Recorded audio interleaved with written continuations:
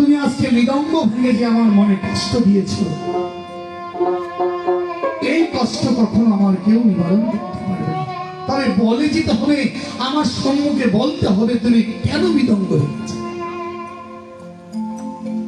কাজী সাহেব এসে বলছেন, ও নিমাই, তোমার বাড়ির সম্পর্কে তুমি আমার ভাগ্নে হও, গ্রামের সঙ্গে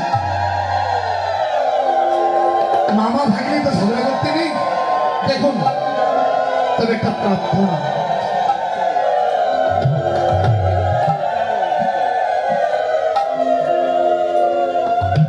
শুধু ভক্তমন্ডলী মায়েরা,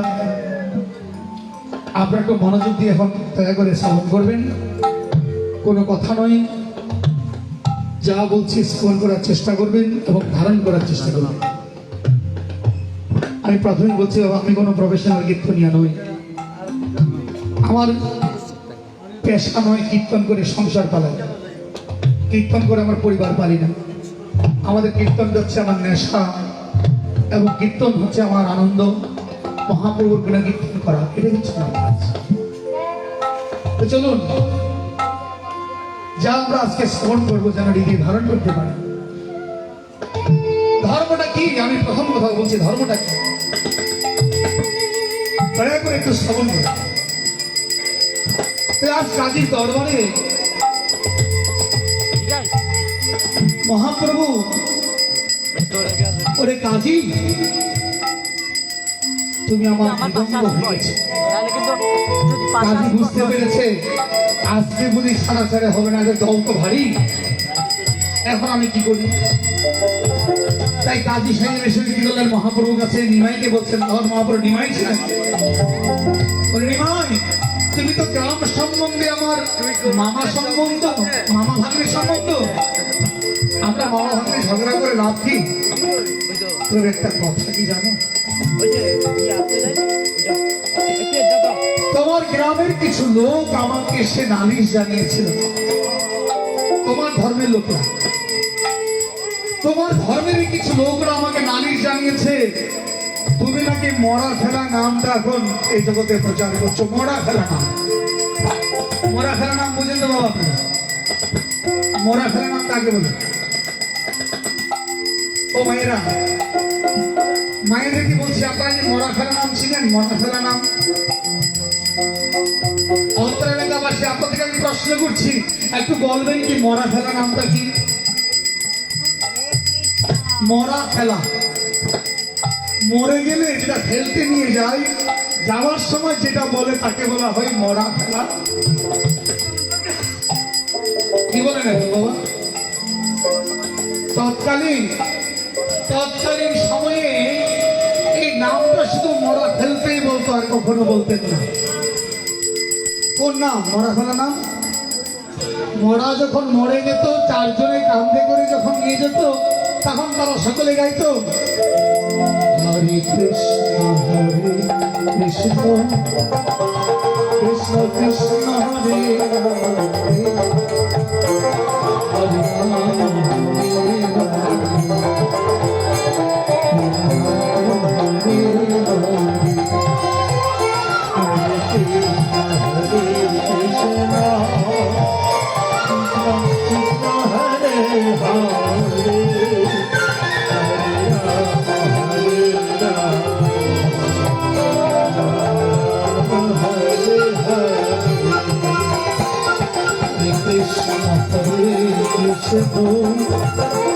কৃষ্ণ কৃষ্ণ হরে হরে,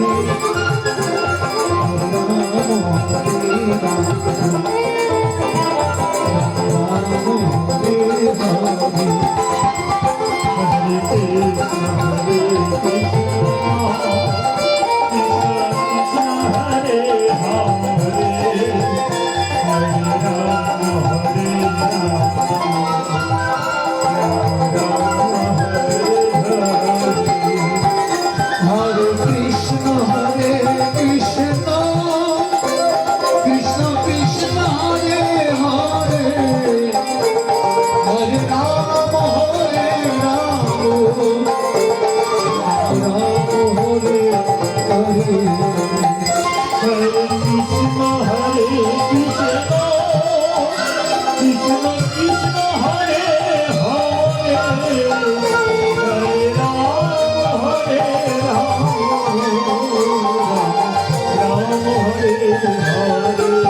গলা ফেলা না বলে এটা হলো কি, এটা কখনো বলবে না সাবধান। তৎকালীন বলা হতো, তৎকালীন কিছু সমাজ, আমাদের প্রধান যা আমাদের যাদেরকে নেতৃত্ব দিত, সমাজে ধর্ম যারা পরিচালনা করতো, ওরা বলে সাবধান, এটা কখনো বলবি না।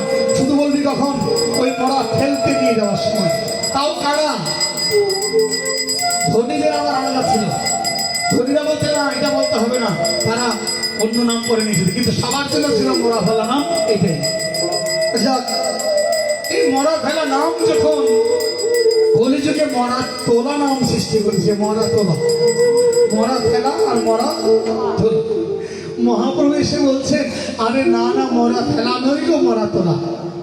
তার মানে মরাকে জীবিত করার নাম হচ্ছে এই হরিনাম। বলে মরাকে জীবিত করার নাম হরিনাম? হ্যাঁ, মরা জীবিত করার নাম, মরা ফেলা নাম নয় গো, মরা ফেলা নয়, মরা জীবিত করার নাম হচ্ছে হরিনাম। বলে কি করে? একদিন আমার মহাপ্রভু সকালে প্রভাতকালী সমস্ত ভক্তদেরকে নিয়ে নগর কীর্তন করছে।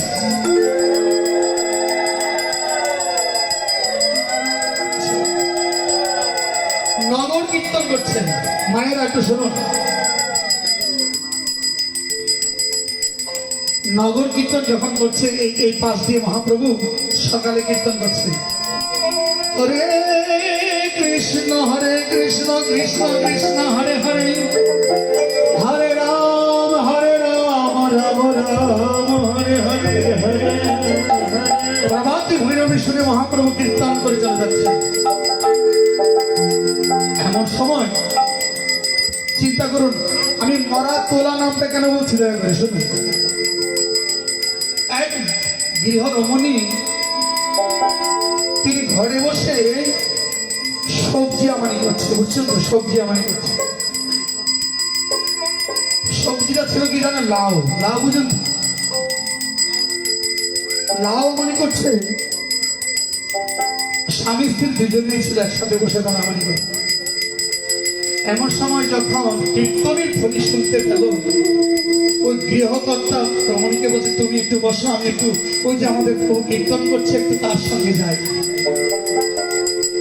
কীর্তনের মনে রাখবেন বাবা, যখন ভক্ত ভগবানকে ভালোবাসতে শিখে, তার কর্ণ কুহরে যদি সে নাম প্রবেশ করে, সেই কখন আর গৃহে থাকতে পারে না। শ্রীমতী রাধারানী বলছে, সখী রে, আমার গৃহে থাকা বড় দায়, গৃহে থাকা হলো দায়। দেখো ওই বনে কে বাঁশুরি বাজায়, বাঁশির সুরে রইতে না রে। ওরে সখী, প্রাণ আমার সদাই ভাই। বাবা, কৃষ্ণ নামটি হচ্ছে এমন, একবার যার অন্তরে কৃষ্ণ প্রবেশ করেছে, নাম প্রবেশ করেছে, তিনি সংসার ছেড়ে পাগল হয়ে পাগলের সঙ্গে ঘুরে বেড়াচ্ছে। পাগল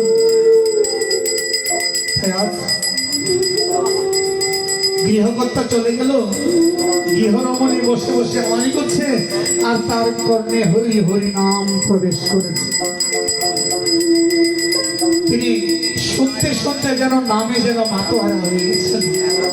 ঝুলছে আর আমানি করছে, ঝুলছে আর আমানি করছে। হরে কৃষ্ণ কৃষ্ণ কৃষ্ণ হরে হরে, হরে রাম রাম রাম হরে হরে হরে কৃষ্ণ হরে কৃষ্ণ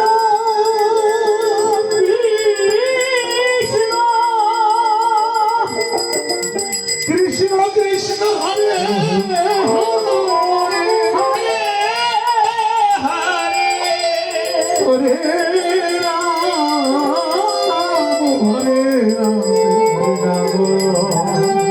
রাম রাম হরে হরে কৃষ্ণ হরি বল হরি হরে কৃষ্ণ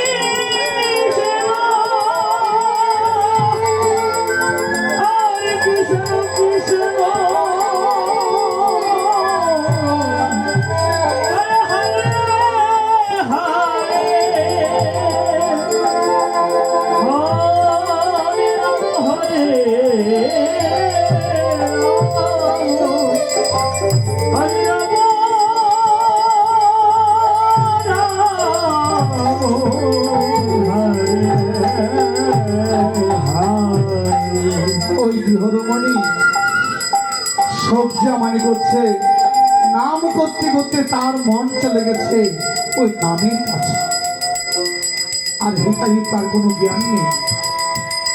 সবজি আমানি করতে করতে তার পাশে ছিল শুধুমাত্র 3 মাসের নবজাত শিশু। তার পাশে শিশু ঘুমিয়ে আছে।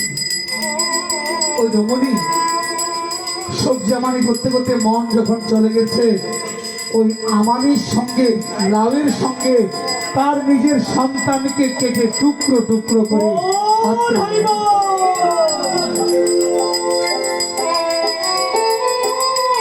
নামের সঙ্গে আজ নিজের সন্তানকেও বাবা কেটে টুকরো করে দিয়েছে, টুকরো করে পাত্রে নিয়ে নিচ্ছে। বলতে পারে না মা। এদিকে গৃহকর্তা চলে গেছেন হরিনাম সংকীর্তন করতে মহাপ্রভুর সঙ্গে। মহাপ্রভুর নগর কীর্তন শেষ, ওই গৃহকর্তা বাড়িতে ফিরে এসেছে। বাড়িতে ফিরে এসে দেখলো ফিরে ফিরে ওগো তুমি আমার গিয়ে রক্ত কেন, সমস্ত ঘরে রক্ত কেন? তার স্ত্রীকে জিজ্ঞাসা করলো কি গো আমাদের ছেলে কোথায়, আমাদের সন্তান কোথায়? ওই মায়ের কোনো জ্ঞান নেই, হঠাৎ করে খুঁজে বেড়াচ্ছে কোথায় আমার সন্তান কই, আমার ছেলে কই, আমার সন্তান কই আমার। দেখলো সন্তান নেই। দেখতে পেল ওই সন্তান রসিয়া করা রন্ধন করার পাত্রে মাংসের টুকরো হয়েছে। এবার বললো একই করলে তুমি, শেষ পর্যন্ত আমার সন্তানকে কেটে তুমি টুকরো করে দিলে। স্ত্রী বলছে ওগুলো আমি তো বলতে পারি না, যখন তুমি কীর্তনে চলে গেছো তখন আমার পাশ দিয়ে যখন মহাপ্রভুর এই হরিনাম চলছে আমি বলতে পারি না, আমার মন হরিনামে চলে গেছে, এরপরে কি হয়েছে আমি বলতে পারি না। একই করলে শেষ পর্যন্ত আমাদের সন্তানকে তুমি কেটে ফেললে। প্রভু প্রভু হে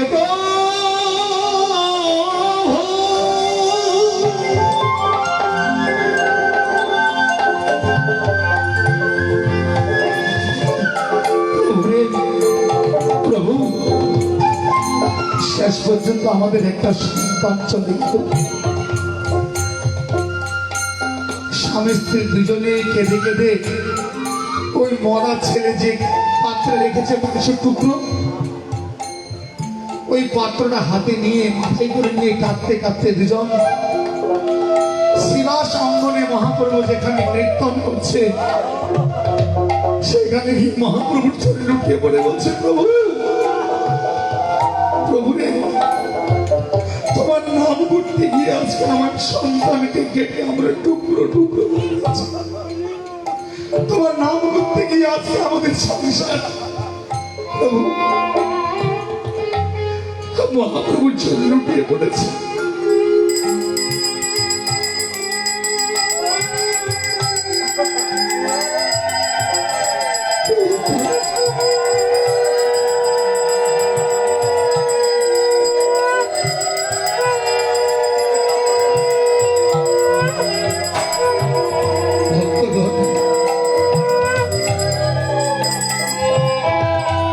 কৃষ্ণ নামের মহিমা এমনই হয়, আজ নাম করতে করতে নিজের সন্তানকেও বিসর্জন দিয়েছে, তা মায়ের খবর ছিল না। তাই বাবা, এই জগতে যারা কৃষ্ণ নাম করে, কৃষ্ণ প্রেমে যারা প্রেমিক হয়, তারা বিষয় সংসারকে ভুলতে তারা দ্বিধাবোধ করে না। তাই দুজন মহাপ্রভুর চরণে লুটিয়ে পড়ে বলছে প্রভু, এটা কি তোমার লীলা, এটা কি তোমার খেলা, এটা তোমার নামের মহিমা প্রভু। মহাপ্রভু বলছে তোমরা শান্ত হও, তোমরা কাঁদিও না।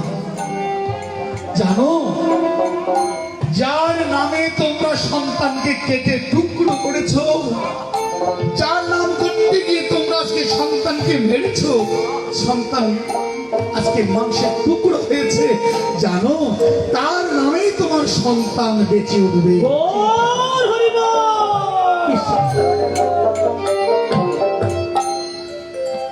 মহাপ্রভু কি করলেন?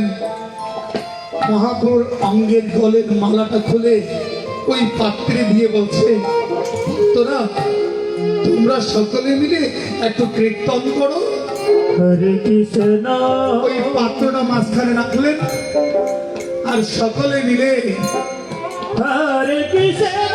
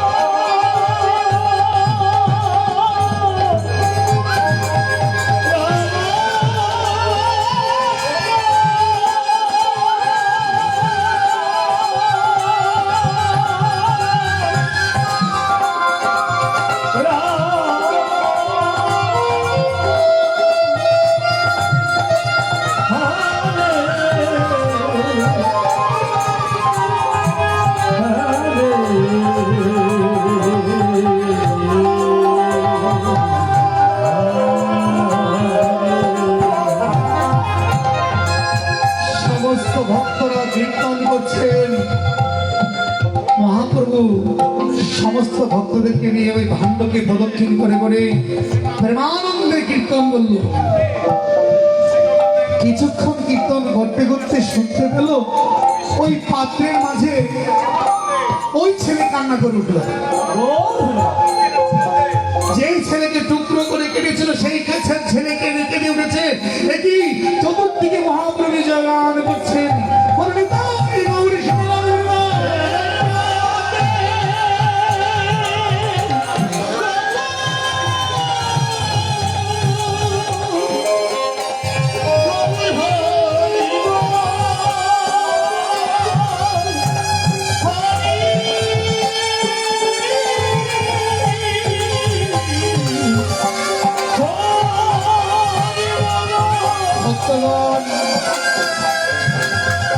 যখন সন্তান কেঁদে উঠেছে,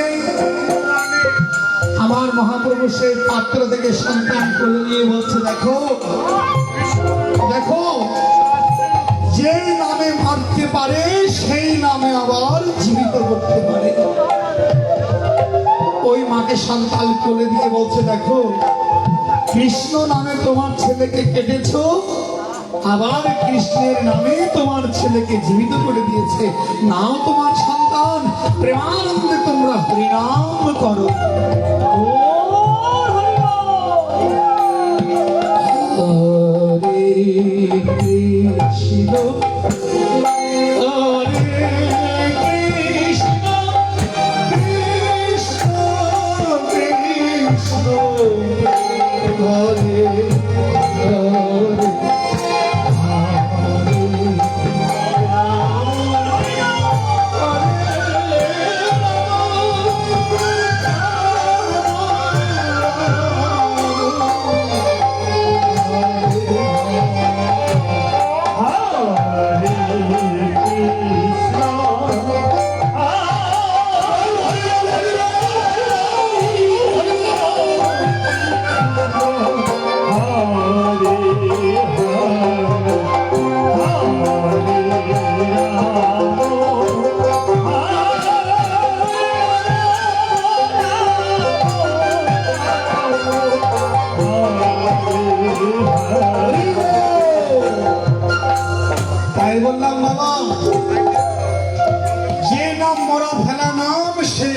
তোলে।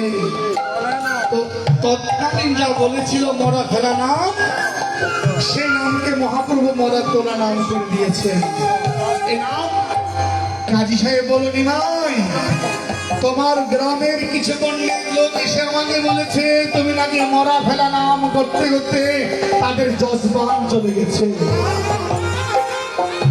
ওদের দ্বারা আর যজবান করে না, এবার তোমার নামে সবাই পাগল হয়ে গেছে। আমাকে খারাপ পরামর্শ দিয়েছে জানো নিমাই। এর মাঝে অনেক কথা হয়েছে। কাজী সাহেবের সাথে মহাপ্রভু, আমরা সেদিকে গেলে অধিবাস কীর্তনে যেতে পারবো না বাবা, তাই আমরা সংক্ষেপে যাচ্ছি। ওখানে মহাপ্রভুর সাথে অনেক প্রশ্ন উত্তর হয়, আমরা সেই প্রশ্নের উত্তর বলতে গেলে অধিবাস কীর্তন আসতে হবে না। তো মহাপ্রভুকে তখন নিমাই বলতে কাজী সাহেব বলছেন, এবার করজোর করে বলছে, নিমাই জানো, যেদিন আমি তোমার শিবাস অঙ্গনে মৃদঙ্গ ভেঙেছিলাম, ওই দিন রাত্রে যখন আমি ঘুমাতে এসেছি, অর্ধরাত্রে দেখলাম এক ভয়ঙ্কর সিংহমূর্তি। এক ভয়ঙ্কর সিংহমূর্তি, দেখো দেখো আমার, তিনি জামা খুলে দেখাচ্ছে, দেখো দেখো আমার বক্ষে এখনো রয়ে গেছে তার নখের চিহ্ন। আমার বক্ষে উঠে, আমার বক্ষে তিনি নখ দ্বারা আমাকে আঘাত করে বলছে, আরে তোকে আমি ধ্বংস করে দেবো, কেন তুমি আমার মৃদঙ্গ ভেঙেছো। আরে মৃদঙ্গ হচ্ছে আমার কীর্তনের অঙ্গ। আমি ত্রেতা যুগে আমার সঙ্গে থেমেছিল, দাপর যুগে আমার সঙ্গে বংশী ছিল খেলার সাথে, আর কলি যুগে আমার সঙ্গে করেছে কাকে জানো, এই মাটির মৃদঙ্গ। যে মৃদঙ্গ সুরে যেন আমার করে হত জীবন যারা ঘুমিয়ে আছে, যারা এখনো ঘুমিয়ে আছে, মৃদঙ্গের সুরে যেন তারা জেগে উঠে, তারা জেগে উঠে যেন মৃদঙ্গের সুরে সুরে যেন তারাও একবার বধন ভরে হরি বলে বলে দুবাহু তুলে প্রেমানন্দে নেচে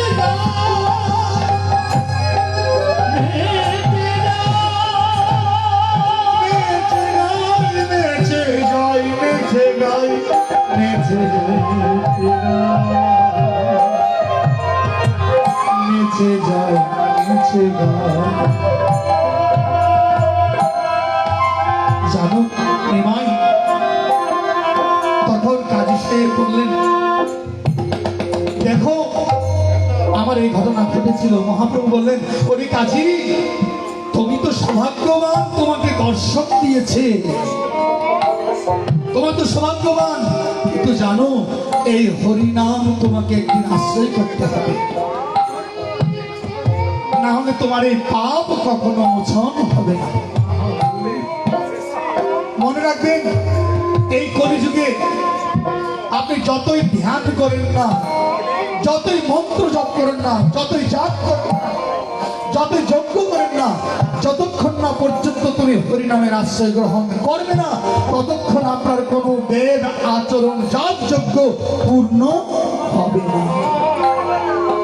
তাই দেখেন না, আপনার বাড়িতে যজ্ঞ করলেন, আজকে বিশাল যজ্ঞ হয়েছে, এবার যজ্ঞের শেষে বলছেন এবার কি করো, একটা কাজ করো, এবার একটা নাম করো। এতক্ষণ যজ্ঞ হয়েছে, পূর্ণ হয়নি, এবার নাম করো, তার মানে শেষে নাম, শেষে নাম। আপনার ঘরে মায়ের পূজা করছো, দুর্গা পূজা করছো, সকলে বলছে, তোমরা বলো, সবাই বলো, দুর্গা পীঠে একবার হরি হরি, সরস্বতী পীঠে একবার হরি, লক্ষ্মী পীঠে একবার। মনে রাখবেন বাবা, আজকে হেলা করে নাম নিচ্ছ না, কিন্তু মনে রাখবেন যেদিন আপনার পচা দেহটা নিয়ে যাবে, সেদিন হলেও তোমাকে হরি নামে আশ্রয় করতে হবে। কোনো গতি নাই, গতি নাই। তাই পরে নাম নামিয়ে আগে নাম, আগে নাম, আগে নাম, আগে না আগে না আগে নাম, আগে নাম, আগে না আগে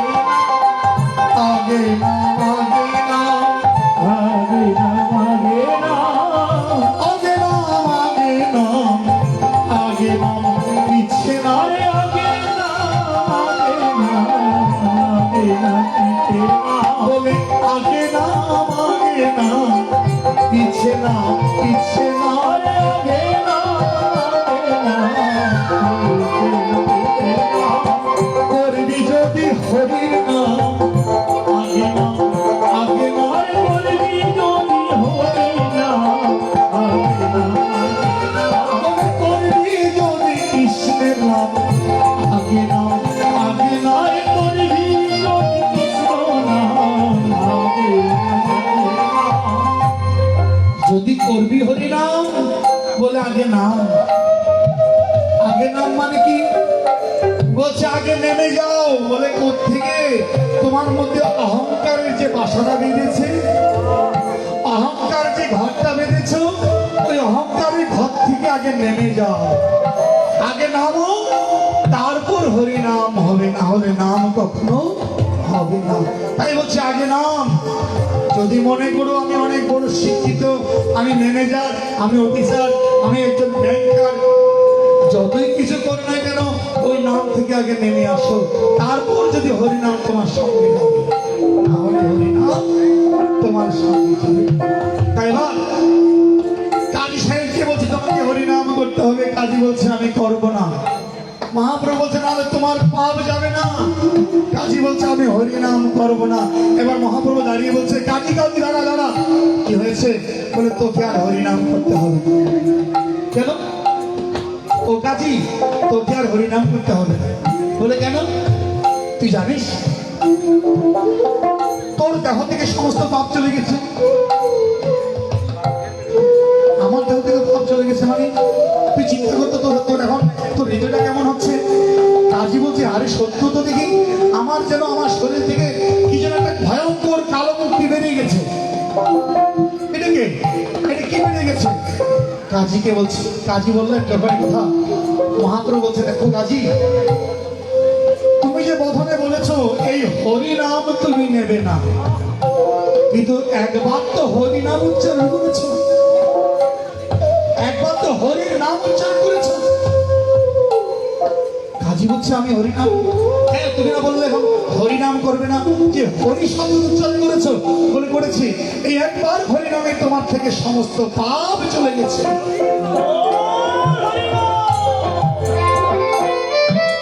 একবার হরিনামে যত পাপ হরি, একবার হরিনামে যত পাপ হরি, और जप पाप हरे ওরে পাপের যে সাত পাপ করিতে কি পারে करके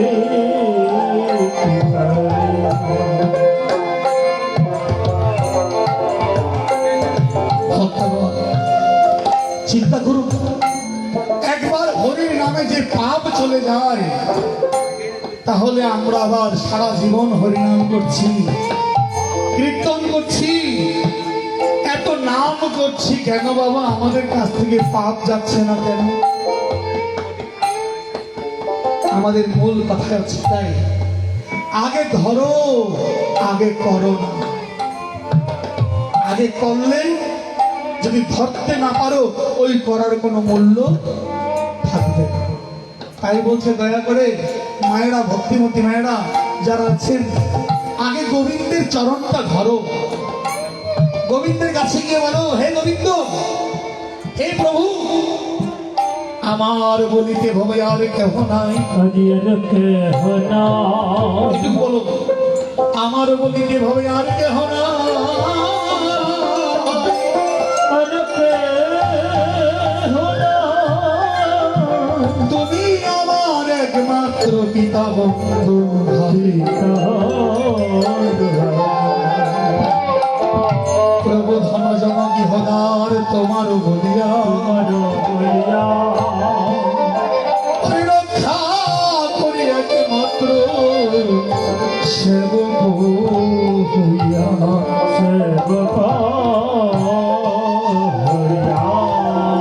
ভালো মন্দ নাহি জানি সেবা মাত্র করি।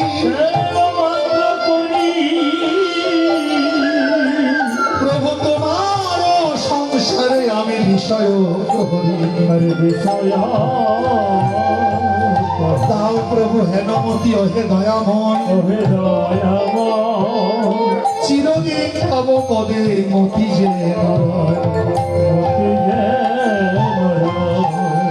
বাবা আগে ধরো, গুরুর চরণ ধরে আগে গোবিন্দকে ধরে নাও, তারপর করো, দেখবে চিরদিন তোমার সঙ্গে থাকবে।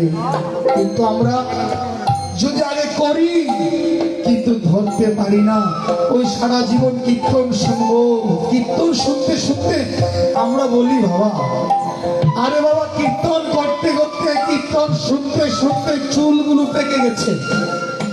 হ্যাঁ, চুলগুলো কি সাদে পেকেছে নাকি কীর্তন করতে পেকেছে নাকি? কীর্তন আমাদের শিখায় না বাবা। চুলগুলো পেকে গেছে কিন্তু মনটা এখনো পাকেনি, মনটা এখনো কাঁচা রয়ে গেছে। তো চুল পাকলে কি হবে?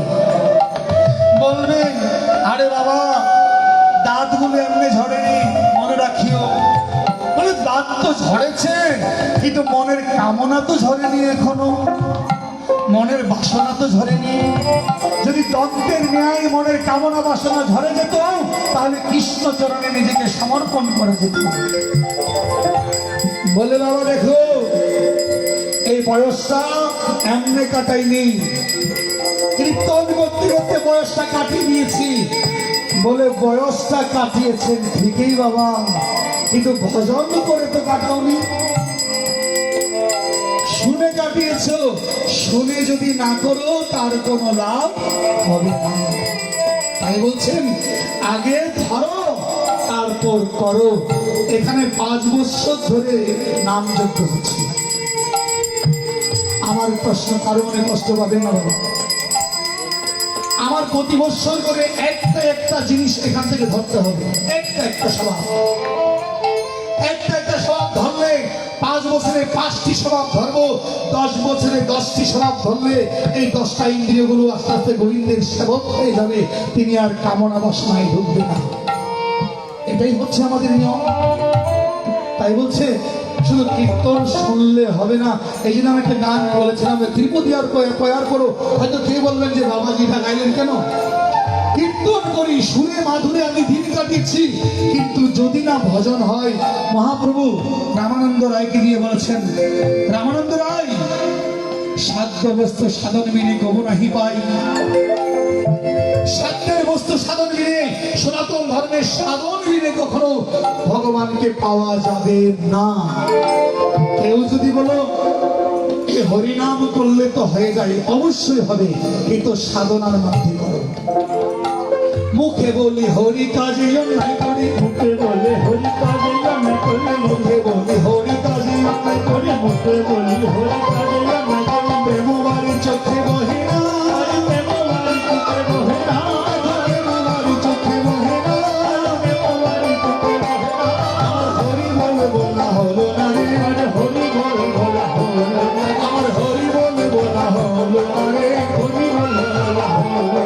আমার মানবী জনমে বিফলে গেল, হরি বল বলা হলো না রে। আরে মানব জনম বিফলে গেল, হরি বল বলা হলো না। আমার মানবী জনমে বিফলে গেল, হরি বল বলা হলো না রে। মানব জনম বিফলে গেল, হরি বল বলা হলো না রে। মানব জনম বিফলে গেল, হরি বল বলা হলো না রে। তাই চলুন আমরা সেই শ্রীকৃষ্ণ চৈতন্য মহাপ্রভু আজকে মরা ফেলা নামকে মরা তোরা নাম করেছেন। আগামীকাল নাম হবে, তাই আজকের দিনে জগৎকে জানিয়ে দিচ্ছি কি নাম হবে, কার নাম হবে। আজকে শিবা স্বয়ং গণ মাঝে অলয় বলিত, শিবা স্বয়ং গণমাঝে হলো, শিবা স্বয়ং গণ মাঝে অলয় বলিত। শিবা স্বয়ং গণমাঝে হলো, ভক্তরূপ সবে মিলে হরি বলে রত। সবে মিলে হরি বলে আজ আনন্দ হলো রে, আনন্দ হলো রে। আনন্দ হলো রে। শিবা স্বয়ং গণ মাঝে আনন্দ হলো রে। আরে শিবা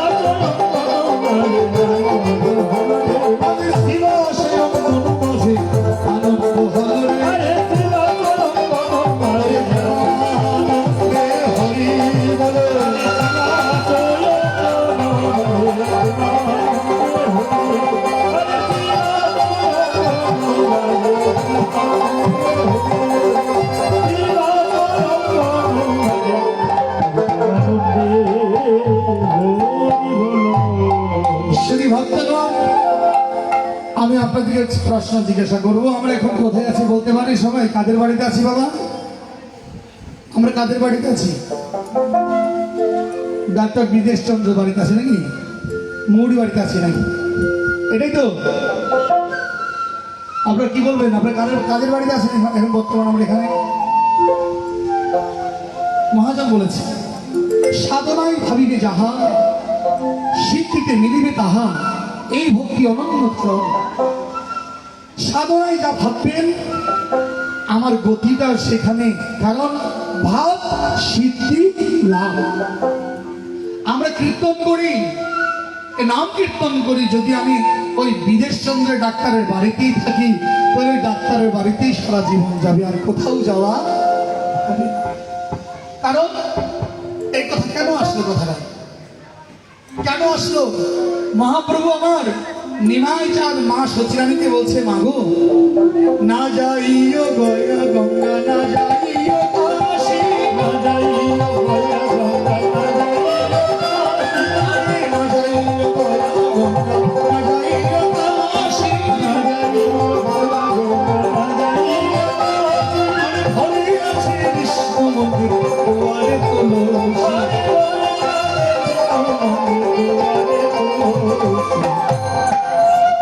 এই কলিযুগে মহাপ্রভু কেন এই নাম করলেন? এই সংকীর্তন হচ্ছে সংকীর্তন, সঙ্গ দ্বারা যে আনন্দ করে কীর্তন করে তাকে বলছে সংকীর্তন। এই সংকীর্তন মহাপ্রভু করলেন আরম্ভ কোথা থেকে? শিবাস অঙ্গন। তাই মহাপ্রভু কি করলেন? এই কলিযুগে সাদের নবদ্বীপ ছেড়ে শিবাস অঙ্গন তৈরি করলেন। তিনি বলেছিলেন, আমি শিবাশয় অঙ্গনে আবার নিতাই নন্দনে সদাই বিহার করি। আমি শিবাশয় অঙ্গনে নিতাই নন্দনে সদাই বিহার করি। প্রভু বলেছিল ভক্তদের উদ্দেশ্যে, আমি শিবাশয় অঙ্গনে নিতাই নন্দনে সদাই বিহার করি। আমি শিবাশয় অঙ্গনে নিতাই নন্দনে সদাই বিহার করি। আমি রাগব ভবনে সচিব রন্ধনে সদাই ভোজন করি। আমি রাঘব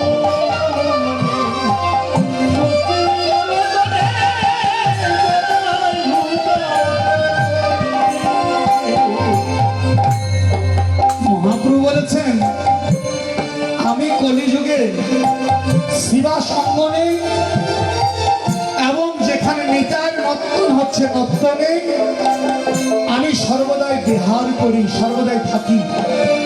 আর সচি মায়ের রন্ধনে রাঘব ভবনে আমি সদাই ভোজন করি। এই চারটি জায়গার নাম বলেছি। এবার মহাপ্রভুকে পেতে হলে আমাদের মানুষ সকলকে সেই জায়গায় যেতে হবে। তাই সেই জায়গায় আমরা যাবো আজকে। প্রথম জায়গাটা হচ্ছে শিবাস অঙ্গন। এখানে একটা গুপ্ত বৃন্দাবন তৈরি করেছেন, গুপ্ত বৃন্দাবন। মনে রাখবেন, এখন থেকে শুরু করে কীর্তন শেষ অবধি পর্যন্ত কেউ কখনো মনে ভাববেন না, যারা এই বাড়ির মালিক, কীর্তনের মালিক, আমি আপনাদেরকেও অনুরোধ করবো, আপনিও মনে ভাববেন না যে এটা আমাদের আজকে অমুক ডাক্তারের বাড়িতে মহোৎসব হচ্ছে, আমরা করছি না। এটা মহাপ্রভু হচ্ছে। এরকম বলিস না রে, বলবি কি জানিস? আজকে এই শিবাস অঙ্গনে এই কাঙালের বাড়িতে মহাপ্রভুর আগমন হবে। এখানে মহাপ্রভু আমার কীর্তন করবে। আজকে ভক্তদেরকে নিয়ে আমার শিবাস অঙ্গনে মহাপ্রভু আজ আগমন হবে কাঙালের বাড়িতে। জানো, নিজেকে যখন কাঙাল ভাববেন, নিজেকে যখন দিনহীন ভাববেন, নিজেকে যখন পাপী ভাববেন, পতিত ভাববেন, আর তখন প্রতি পাবন গৌরী কৃপা করে আপনার বাড়িতে আসবে, আপনার এই অঙ্গনে আসবে। কারণ প্রভু কাঙালকে ভালোবেসেছিল, ধনীকে নয়, অভিপ্রিকে নয়। বললেন যিনি আমার নামে কাঙাল হয়ে যাবে, ভিখারি হয়ে যাবে, আমি তার বাড়িতে আমি গিয়ে বলি। তাই বাবা, সাধুগুরু বৈষ্ণবদেরকে ডাকতে হয় এই জন্যই, এখানে যেন সেবা সঙ্গন তৈরি করে যেন কাঙালের বাড়িতে যেন মহাপ্রভুকে এনে দেয়।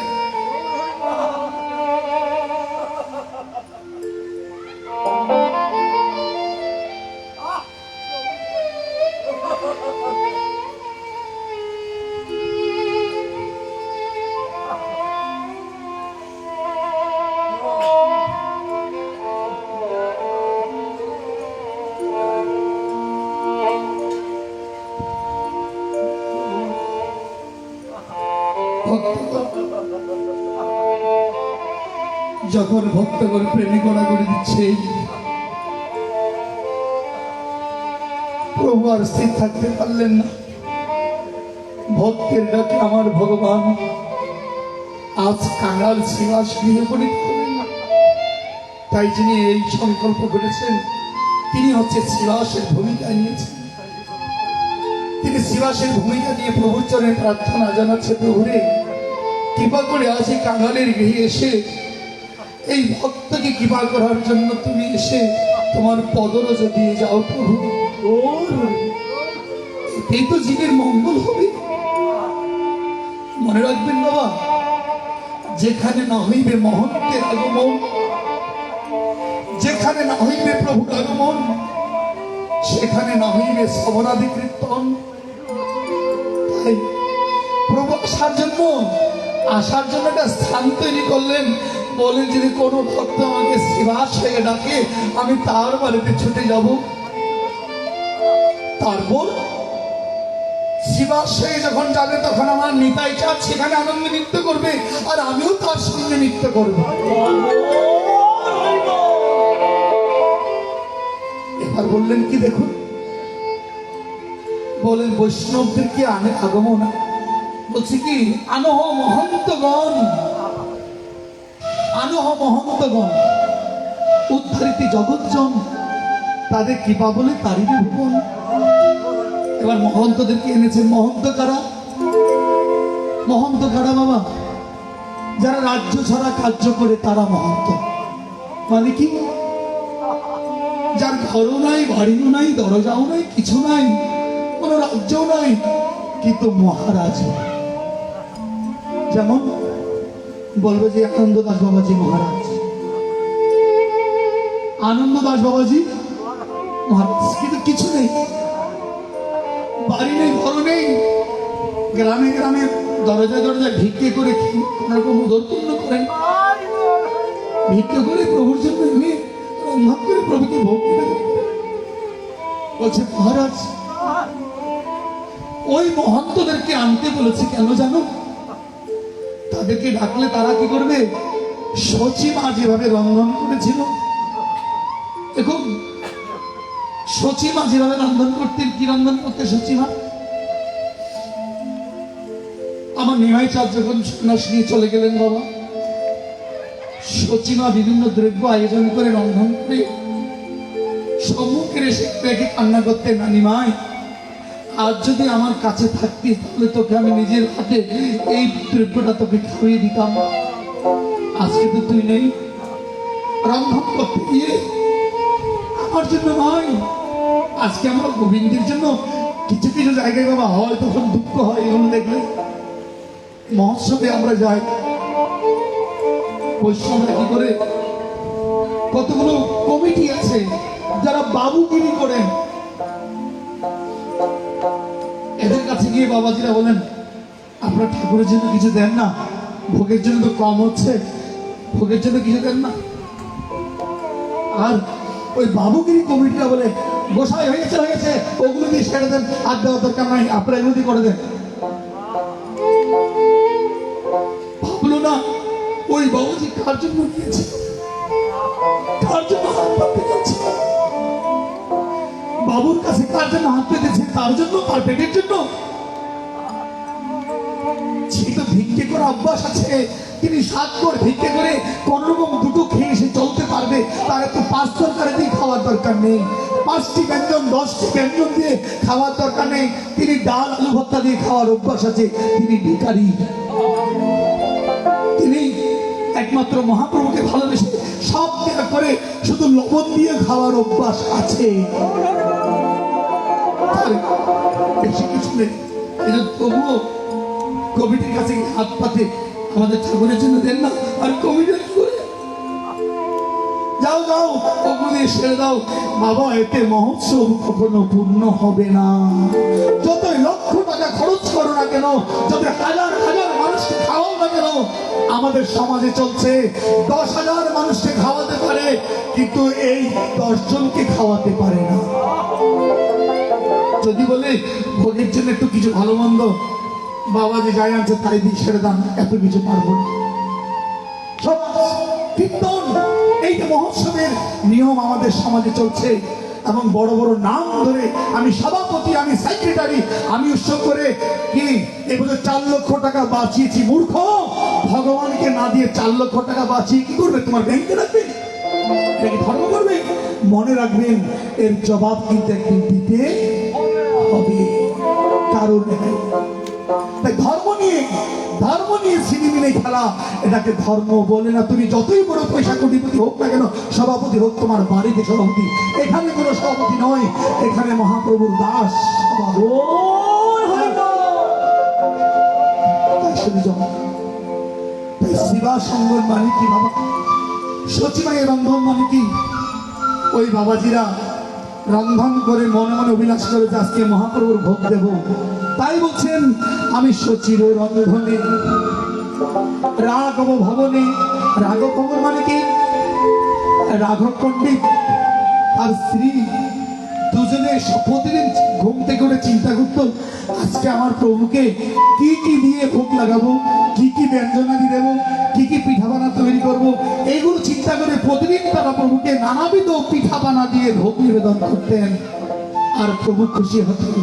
তাই এই 4টি জিনিস এই বৈষ্ণব দ্বারা পরিচালনা করার জন্য এই মহোৎসব 4টি জিনিস নাম প্রভু দিয়েছে। তাই আজকে এখানে আপনারা আহ্বান করেছেন বৈষ্ণব দিদির, চলুন আমরা সেই শিবাস, মনে রাখবেন আমরা এখন সকলে শিবাস অঙ্গনে আমরা বসে আছি। মহাপ্রভু এসেছেন, আর মহাপ্রভুর বিনকীর্তন আমরা শ্রবণ করছি।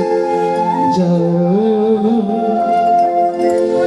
জয় মহাজয় যশোদার নন্দন সঙ্গে সুতরাং চন্দ্র রোহিণী নন্দন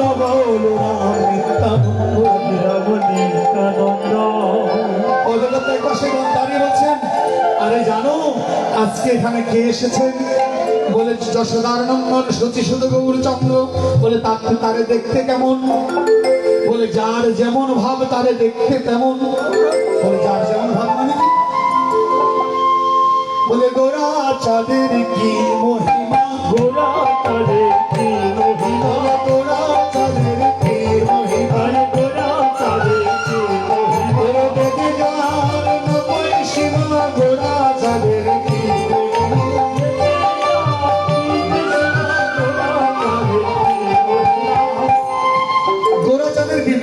বিবরণ সত্যি করতে গেলে বাবা আমাদের অনেক সময় চলে যাবে। আমি মূলটা বলছি। গোড়া, গোড়া শব্দের অর্থ কি? গোড়া, গোড়া, গোড়া মানে কি জানেন তো? গাছের গোড়া যেমন আমার গৌরাও তেমন। গাছের গোড়ায় যদি কোনো মানব জাতি পৌঁছে যায়, তার জন্য আর কোনো চিন্তা করতে হয় না। তাই পদকর্তা বলছেন, অবতার সারে গোড়ায় অবতার, অবতার সাগরে অবতার, অবতার সারে গোড়ায় অবতার, অবতার সাগরে অবতার, কেন না ভজি তারে, কেন না ভজি তারে, কেন না ভজি তারে, কেন না ভজি তারে, হায় করে নিরে বাস গেল না প্রিয়া, করে নিলে হাত দেব না প্রিয়া, করে নিরে বাস গেল না প্রিয়া, করে নিলে হাত দেব না প্রিয়া, আপন কর্মকে আমি আমার কর্মকে, কৃষ্ণ ভজন করবো গৌরা জানে না। মনে রাখবেন, কৃষ্ণ ভজন করেন গৌরা জানেন না, কৃষ্ণ ভজন আপনার জীবনেও হবে না। কেন? এই কলিযুগে বলছি। গোরা চাঁদ হচ্ছে কি জানেন বাবা? গোরা চাঁদ হচ্ছে টর্চ লাইট। টর্চ লাইট বুঝেন তো? টর্চ লাইট, আলো যিনি দেয়। আমার কৃষ্ণচন্দ্র কিন্তু কালো। অন্ধকারে যদি এই কৃষ্ণকে খুঁজতে যায় তাহলে আলোর প্রয়োজন আছে, আছে কি না? অন্ধকার রাত্রে যেমন সন্ধ্যাকালীন একদিন সুবল কি করেছে, ওই জটিলা কটিলা বাড়ির পাশ দিয়ে বলছে, ও জটিলে জটিলে, বলে, তোদের বাড়িতে গিয়ে আমাদের কোনো মন বাছুর এসেছে। বল ভাব, তার মানে কি শ্রীমতী রাধারানীকে পালিয়ে নিয়ে যাবে এই চিন্তা। কুটিলে বলছে, কেন তোর টর্চ লাইট নেই, আলো নেই, খুঁজে দেখ না তুই একটু। তার মানে কি সন্ধ্যা তো ঘনিয়ে এসেছে, অন্ধকার তো, তাহলে দেখতে কি করে টর্চ লাইট জ্বালাতে হবে। তাই শুনি যান মহাজনে বলছে, কলি ঘোর কৃমির গ্রাসত জগৎ জন, ধর্ম কর্ম বহু দূরে, অসাধনে চিন্তা মনে বিধি মিলাবলো আমি, গৌর বড় দয়া ঠাকুর। গলির অন্ধকারে আমাদের সকলকে বাবা অন্ধ বানিয়ে দিয়েছে। অন্ধ অন্ধ বানিয়ে দিয়ে আমাদের চোখ থাকতে চোখের পাওয়ার নেই। চোখ থাকলে কি হবে? পাওয়ার না থাকলে আপনি দেখবেন কি করে? তাই কলি ঘোর ত্রিনীর মহাজন বলছে, কুলির অন্ধকারে আমাদেরকে অন্ধ করে দিয়েছে। তাই অন্ধকারকে দেখতে হলে একটা টর্চ লাইটের প্রয়োজন আছে, আলোর প্রয়োজন আছে। যেমন দেখুন সুখ সারি ধানের মধ্যে সুখ বলছেন, সুখ বলে আমার কৃষ্ণ জগতের কালো, সুখ বলে আমার কৃষ্ণ জগতের কালো, সুখ বলে আমার কৃষ্ণ জগতের কালো, সুখ বলে আমার কৃষ্ণ জগতের কালো, ওরে সারি বলে আমার কথা জগৎ করে আলো, আরে সারি বলে আমার আরে সারি বলে আমার কথা জগৎ করে আলো, সারি বলে আমার কথা জগৎ করে আলো, কে কার বলো রে, কার বলো রে, কার বলো রে, কার বলো রে। তাই বলছেন সুখ বলছে আমার কৃষ্ণ জগতের কালো, বলে দাঁড়া দাঁড়া সুখ।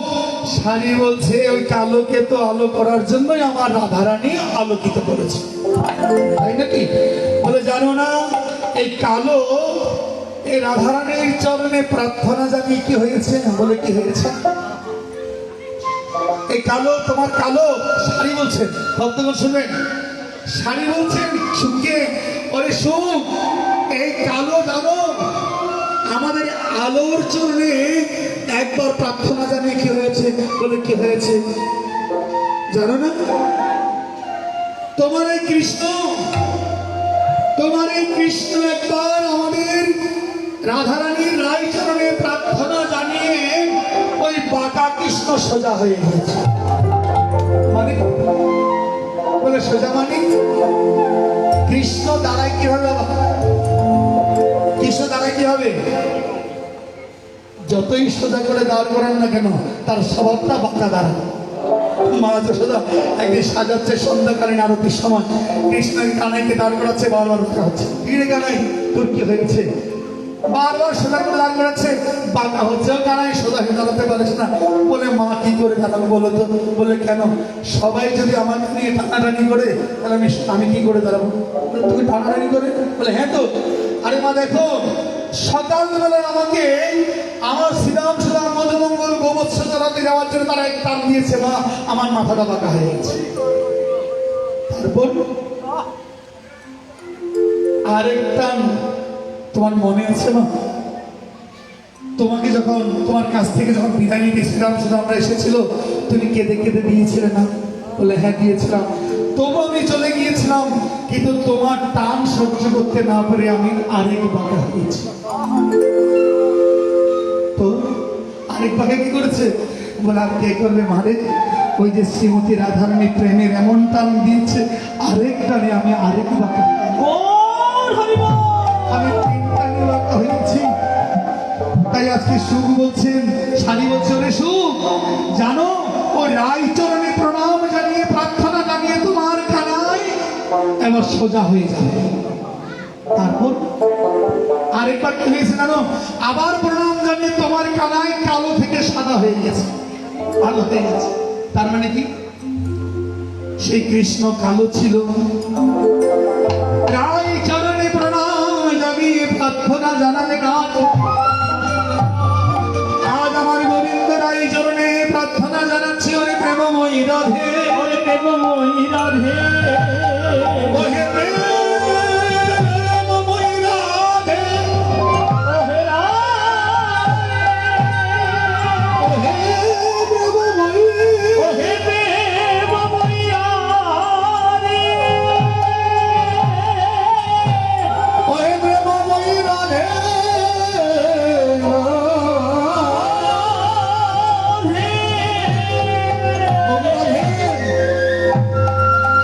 আমাকে তুমি কৃপা করো যেন জন্মে জন্মে যেন তোমার প্রেমের দাসী হতে পারি। কে? আমার গোবিন্দ প্রার্থনা জানিয়েছে রাধারানী। তাই আজ সে কালো থেকে বাঁকা, বাঁকা থেকে সোজা হয়ে গেছে। কে হলো? পূর্ণচন্দ্র গৌরচন্দ্র। পূর্ণচন্দ্র কৃষ্ণ আমার নদিয়া গেল সচির গল্প সিন্ধু মাঝে। আবার সেই কৃষ্ণ কালো ছিল শ্রীরাম বৃন্দাবনে, রাধার কৃপায় আলোকিত হল নবদ্বীপ আসনে। আজকে আলো পেয়েছে আমার গৌরাচাঁদ।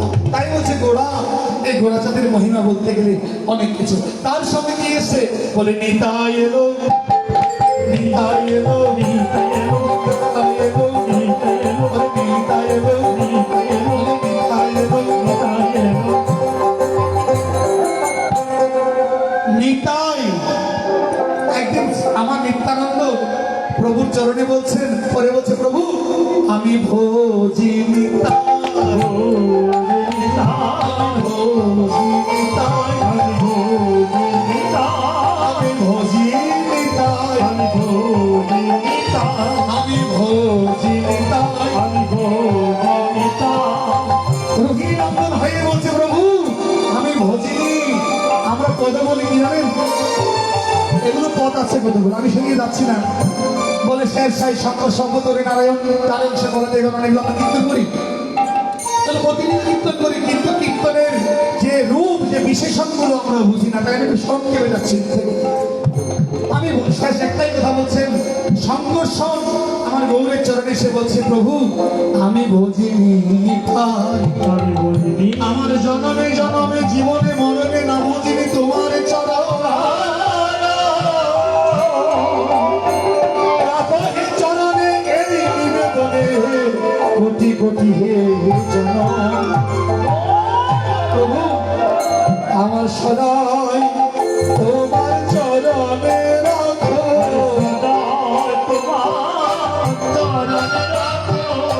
সদাই তোমার চরণে রাখো, সদাই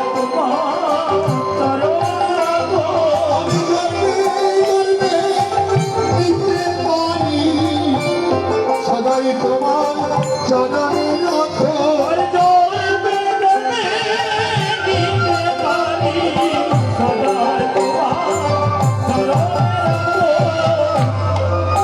এবার এই কথা দেখে ওই কৈলাস পর্বত থেকে লোক লেগে গেল। কৈলাস পর্বত, কৈলাস পর্বতে কে ছিলেন না?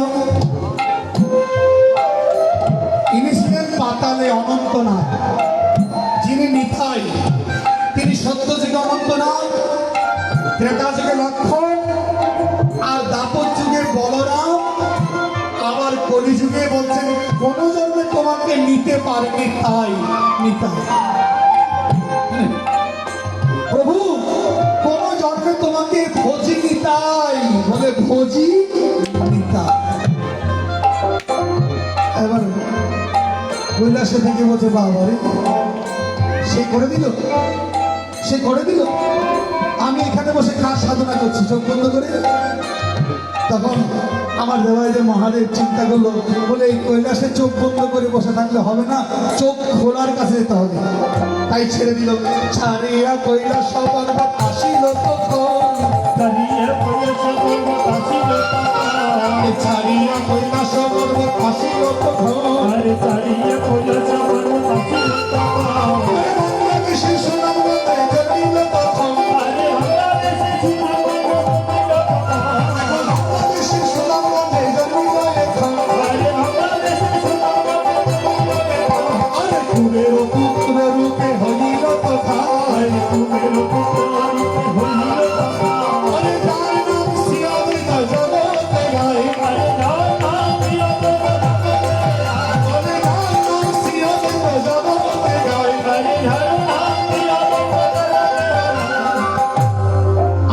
দেবে মহাদেব। দেখুন আমরা বাংলাদেশে কত সৌভাগ্যবান, বা এই সদা শিব যিনি, এখানে কিন্তু একটা তত্ত্ব আছে বাবা। আমরা কিন্তু গাইতে মহাবিষ্ণু অবতার শ্রী অদ্বৈত চন্দ্র বলি, যে মহাবিষ্ণু শব্দটা কি, এখানে একটা তত্ত্ব লুকিয়ে আছে। আবার বলছি আমার শিব এসে আমার অদ্বৈত গোসাই হয়েছে, এইখানেও তত্ত্বটা রয়েছে। সেটা অনেক অনেক তত্ত্ব ভিতরে যেতে হবে, আমাদের সৃষ্টির লাই চলে যেতে হবে। তাই এটুকু আগে আমরা বলবো, যিনি মহাবিষ্ণু অবতার, তিনি আজ সেই কৈলাস ছেড়ে তিনি আজ বাংলাদেশের সুনামগঞ্জে, সিলেট সুনামগঞ্জে সে জন্মগ্রহণ করেছেন। চিন্তা করুন, আমাদের কি বঙ্গকে করিতে ধন্য উদয় হইল, ভগবতীতে কত উদয় হলো। আরে হরি নাম প্রেমের বন্যায় জগৎ ভাসালো। হরি নাম প্রেমে ভোলা জগতে ভাসালো। তার প্রমাণটা কি জানেন? আমাদের বাংলাদেশে যে প্রেম, এই সংকীর্তনে যে প্রেম রয়েছে, আপনি ভারতবর্ষে যাবেন না, ভারতবর্ষে যাবেন কোনো জায়গায় এরকম প্রেম কীর্তন পাবেন না। আপনি যান পশ্চিমবঙ্গে, যান বিহারে, যান গুজরাটে, যান ভারতবর্ষের যে কোনো রাজস্থানে যান, এটা আমাদের বাঙালির প্রেম। শিশির কুমার ঘোষ বলছেন, বাঙালির হিয়া অমিয় মাখিয়া, বাঙালির হিয়া অমিয় মাখিয়া নিমাই ধরিল কায়া, ভজ ভজ ভাই চৈতন্য নিতাই উদ্ধার হইবে কায়া। এই গৌর প্রেম আর কোথাও নাই, শুধু একমাত্র বাংলায় আছে। এই বাংলা আমরা প্রেম পেয়েও আমরা হারিয়েছি। সে অদ্বৈত প্রভু আজ কি করেছেন, আর সঙ্গে এসেছে কারা? রাধারানী সত্যি গ্রহারত হয়ে এসেছেন, আর দেবশ্রী নারদ 3 যুগে যা ঢেকির বাহনে করে হরিনাম করেছে। একদিন নারদ গিয়ে ভগবানকে বলছে, প্রভু আর কত এই ঢেকিতে চড়ে চড়ে হরিনাম করবো প্রভু? বলে, নারদ রে, তোমার এখনো নারদ নাই রথ, মানে যার নাই রথ, রথ মানে কি? পানির ঢেউ রথ, রথ মানে আবার আমাদের দেহটা রথ। যার এই রথের অভিমান চলে যাবে, রথ বুঝেন তো বাবা, রথ মানে দেহটা, মনে রাখবেন, যেই ব্যক্তিদের এই রথের অভিমান চলে যাবে। রথের অভিমানটা কি? বলে আমরা বিশ্বাস, আমরা মহাজন, আমরা চৌধুরী, বলে আমরা বড় বড় জাত বাবা, গলায় তুলসী মালা দিলে আমাদের ছোট জাত বলবে। বাবা বলে, ছোট জাতটা তুলসী মালা দেয়, আমরা বড় জাতটা তুলসী মালা দিতে পারবো না। বলে, তুলসী মালা দিলে ছোট জাত বলে। বাবা কি সুন্দর কথা, কত বড় জাত। আচ্ছা বড় জাত তো ঠিকই হয়েছে, চুল্লি কয়টা করেছে? চুল্লি বড় জাতের একটা, ছোট জাতের একটা, মেজো জাতের একটা, চুল্লিকে আবার 12টা করেছে নাকি বাবা? যতই জাত করেন না কেন, চুল্লি একটাই। একটা চুল্লিতে আপনার কি করবে? শেষ গতি কি? শেষ গতি কি? যতই করেছে বাহাদুরি, যতই করেছে গিরিধারী, যতই করেছে বাবুগিরি, ভেবে দেখো তোমার কিছু নাই, শেষ গতিতে হবার একমাত্র তোমার মনের ছাই। বলে ছাইও থাকবে না। বলে কি থাকবে? বলে ছাইও থাকবে না। ছাইও থাকবে না, বলে কি থাকবে? ওরে মন, ভেবে দেখো তোমার আসল কোথায় ঘাটি। বলে ভেবে দেখো ওরে মন, আসল তোমার কোথায় ঘাটি।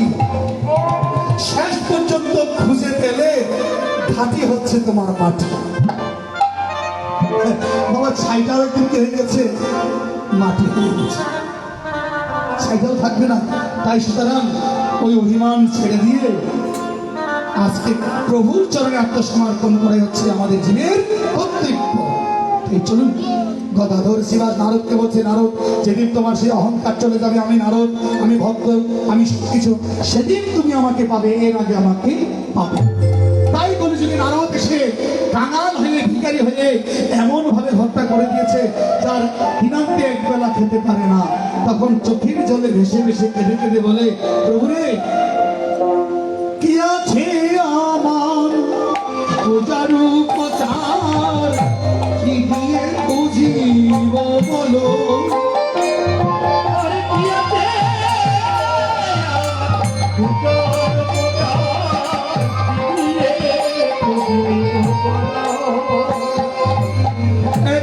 পুত্র সম্বল নয়নের জল আর তো শুকিয়ে গেল আজি একমাত্র সম্বল নয়নের জল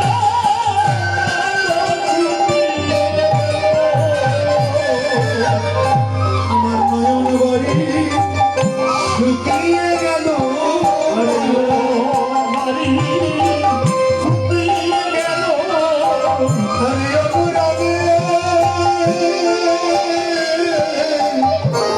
বাতাস লেগে নয়ন বাড়ি শুকিয়ে গেল আজি হোক জানি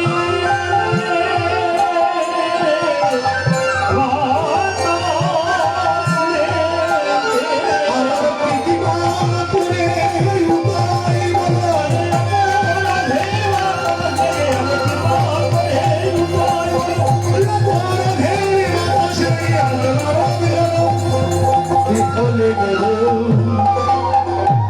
গদাধর শিবসাদী গৌর ভক্তবৃন্দ স্বরূপ রাম সনাতনারায় রামানন্দ খণ্ডবাসী নরহরি মুরারি মুকুন্দ পঞ্চপুত্র সঙ্গে ভজে রাই ভবানন্দ তিন পুত্র সঙ্গে নাচে সেন শিবানন্দ পঞ্চপুত্র সঙ্গে ভজে রায় ভবানন্দ দ্বাদশ গোপাল আর 64 মহন্ত ছাই চক্রবর্তী অষ্ট কবি রাজচন্দ্র ওরিয়া গৌরিয়া আদি গৌর ভক্তবৃন্দ গৌরীরা সমগ্রেশ্বর বাসুরামানন্দ তোমরা ছেড়ে দিলে করে দেবে আমি অতি মন্দ কৃপা করে দাও হে গৌর শরণানন্দ যেন আকুল প্রাণে ডাকতে পারি আরে আকুল পানি ডাকতে পারি প্রাণে ডাকতে পারি আকুল পানি ডাকতে পারি আরে হরে তাই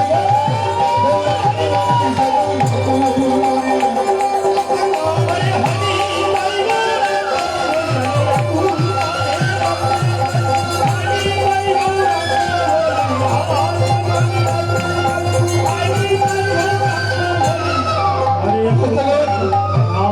হরি এবার চলুন আমরা অধিবাসীকে নাচ প্রদান করবো আপনাদেরকে বেশিক্ষণ কষ্ট দেবো না তবে আমি মূল বিষয়ে বলে যাওয়ার চেষ্টা করব আজকে শ্রীবাস সম্মানে মহাপ্রভু এসেছেন পদকর্তা নয়নানন্দ ঠাকুরের পাশে দাঁড়িয়ে এই অধিবাস কীর্তন যারা আস্বাদন করাচ্ছেন তাদেরকে তাই ভক্তগণ আপনারা যে যেখানে বসে আছেন সেখান থেকে একটু জয় গান করবেন ওরে জয় রে জয় রে গৌর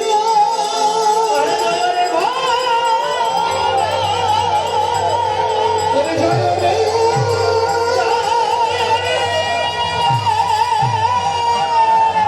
জয় রে গুরু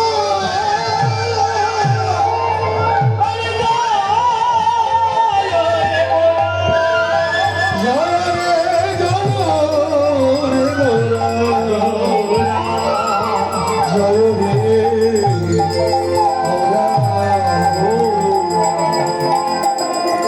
সমস্ত ভক্তগণ জয়গান করছেন তাই পদকর্তা এক পেশে দাঁড়িয়ে বলছেন জয় রে গৌরা শ্রী সচিন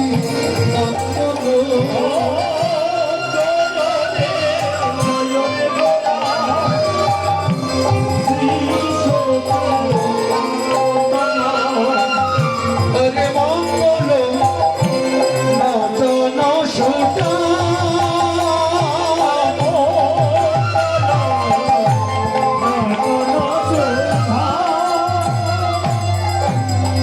ভক্তগণ শুনে আমি একটা কথা বলি আপনাদেরকে আসলে কি খিদে পেয়েছে নাকি সকলে যাওয়ার জন্য দেখেন কারো মনে যদি আবার এত কুটিলতা এসে যায় আমি বলে দিচ্ছি আর কীর্তন চলাকালীন কারো মনে যদি আসে আরে কীর্তনটা তাদের শেষ করছে না কেন তাদের শেষ করো কিন্তু তখন রসবাস হয় রসবাস একে শাস্ত্রে হচ্ছে রসবাস তখন কি হয় ওই নিন্দা ভগবানের গায়ে আঘাত করে ওই আঘাতের পরিণাম আমাকে ভোগ করতে হবে তাই আমি বলবো যদি আপনাদের কষ্ট হয় আমাকে বলবেন আমি এটি দিয়ে দেবো বাবা আমার কোনো কষ্ট নেই কারণ কীর্তন চলাকালীন যদি কীর্তন শ্রবণ করে যদি কারো মনে কিঞ্চিত ত্রুটি হয়ে যায় এসে যায় মানে অনীহা এসে যায় এটা মহাপ্রভুর অঙ্গের রসাবাস হয়ে লাগে তাই মুকুন্দ গোস্বামীকে দিয়ে এটা কিন্তু প্রমাণ করেছিলাম। তাই তাই আপনারা যারা আছেন দয়া করে আমাকে ভুল বুঝবেন না, আমি আপনাদের ভালো জন্য ধরে বলছি। তাই আজ মঙ্গল মোচন সোনা হরে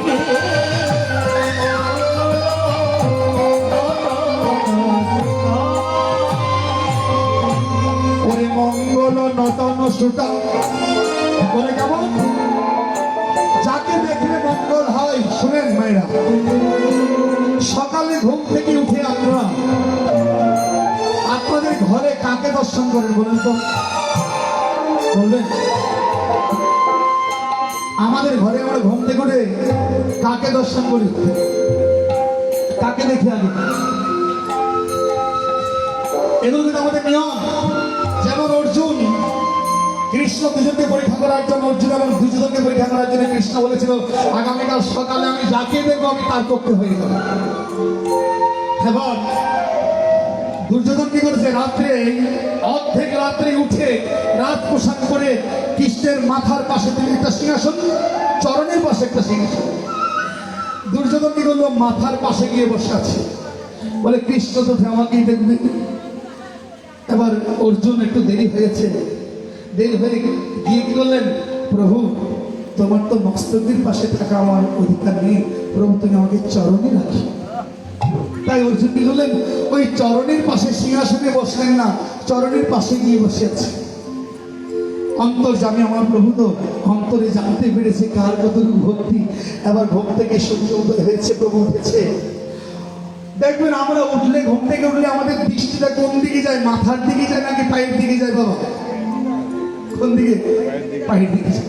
আমার গোবিন্দ ঘুম থেকে উঠে মাত্র অর্জুনকে বলছে, অর্জুন তুমি এসেছো। এবার লেগে গেল ওই দুর্যোধনের মাথায়, বলে সর্বনাশ। হ্যাঁ কৃষ্ণ, আমি তোমার পাশে বসেছি, তোমার পাশে বসে আমি তোমাকে দেখিনি। আমার চোখটা ঘুম থেকে চোখ খুলে যাকে দেখেছি, তুমি তো পায়ের দিকে যাওনি, অর্জুন তো পায়ের দিকে বসে, আমি অর্জুনকে দেখেছি। এবার বলছে দেখো এখানে কি বুঝিয়েছে? ভগবানকে পেতে অহংকারে মাথার উপর উঠলে হবে না, ভগবানকে পেতে অহংকার শেষ করে দিয়ে প্রভুর চরণে গিয়ে বসতে হবে। তাই আজ বলে ঘুম থেকে উঠে তুমি কাকে দেখবে? ভগবানকে দেখবে নাকি নায়ক নায়িকার ছবি দেখবে? কোনটা দেখবে? আমাদের ঘরে তো বাবা ঘরটাকে শোভা করার জন্য বিভিন্ন সিনারি, নায়ক নায়িকা বা বিভিন্ন খেলোয়াড়দের ছবি টাঙিয়ে দিই নাকি? বলে ওগুলো দেখলে আমাদের সকালে মঙ্গল হবে। নালে ধর্মীয় কিছু ছবি দিলে আমাদের মান সম্মান, শিক্ষিত মানুষ তো, বড় লোক তো, আমাদের মান সম্মান পাটি সমাজ থাকে। তাই কি করেছি? আমাকে বলে বড় করে সিনারি লাগিয়েছে। বলে জানো ঘুম থেকে সিনারি দেখেছো, তোমার অন্তিম দশায় সিনারি কি হবে? ভগবানের চরণ হবে। তার মানে কি? যাকে দেখলে মঙ্গল হয় তাকে তোমার ঘরে আগে টাঙা হবে। তাকে দেখলে সর্বকার্যে সমাধব, যে সমস্ত ব্রহ্মাণ্ডে একজনকে প্রথম দেখলে মঙ্গল হয়, সে হচ্ছে অমঙ্গল বিনাশকারী, যিনি মঙ্গলকারী, যিনি আমার অনন্তগুণী ব্রহ্মাণ্ডের অধিপতি শ্রীকৃষ্ণ চৈতন্য প্রভু। শ্রীকৃষ্ণ চৈতন্য প্রভু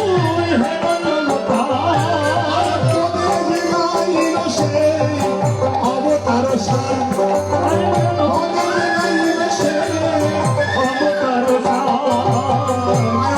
সাথে আমার গৌরাচার বড় বক্তা বলছেন, বলে মঙ্গল নতন সুতম, বলে তাকে দেখলে মঙ্গল হয় কাকে? তিনি দাঁড়িয়ে দাঁড়িয়ে আছেন সমাজের সঙ্গে নিয়ে মহাপ্রভু, শিবাসঙ্গনে দাঁড়িয়ে দাঁড়িয়ে আছেন মহাপ্রভু।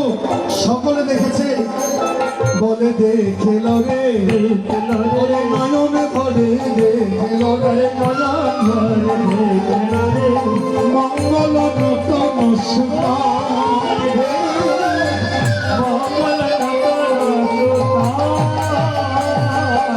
কীর্তনয় আনন্দে শিব শ্রীরাম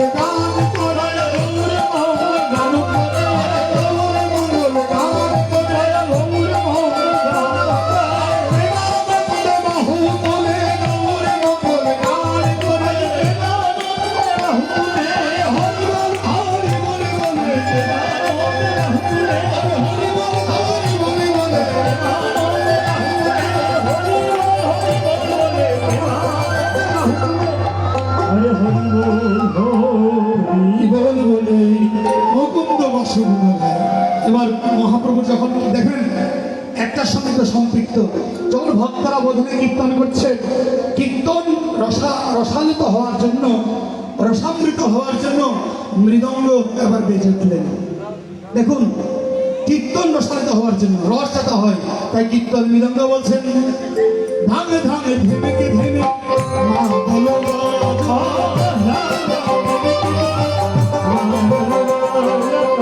ভক্তি নাম ঘোরার সামনে,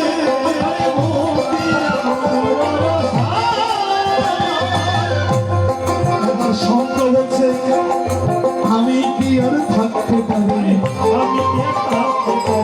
আমি কি আর থাকতে পারি, দিতে পারি, আমি কি আর থাকতে পারি,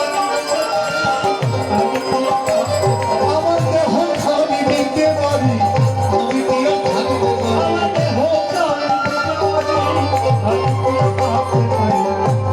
শঙ্খ বলছেন, প্রভু আমি তো ওষুধ ছিলাম, আমি জীবনে তোমার নাম করিনি।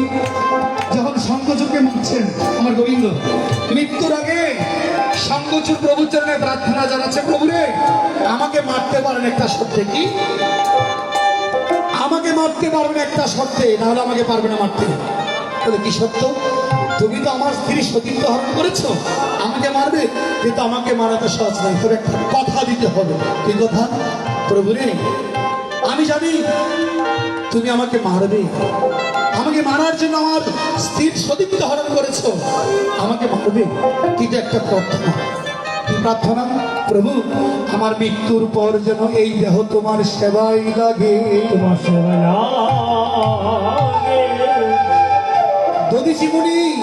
দধিচি মুনি ভগবানের কাছে প্রার্থনা জানিয়েছিল, প্রভু আমার মৃত্যুর পর যেন এই দেহ যেন তোমার সেবায় লাগে।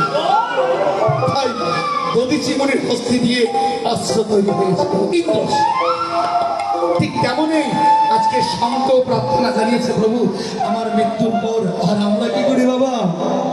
বলে আমার মৃত্যুর পর যেন আমার ছবিটা যেন বাড়িতে থাকে, তাহলে কি হবে? আরো কি করবো?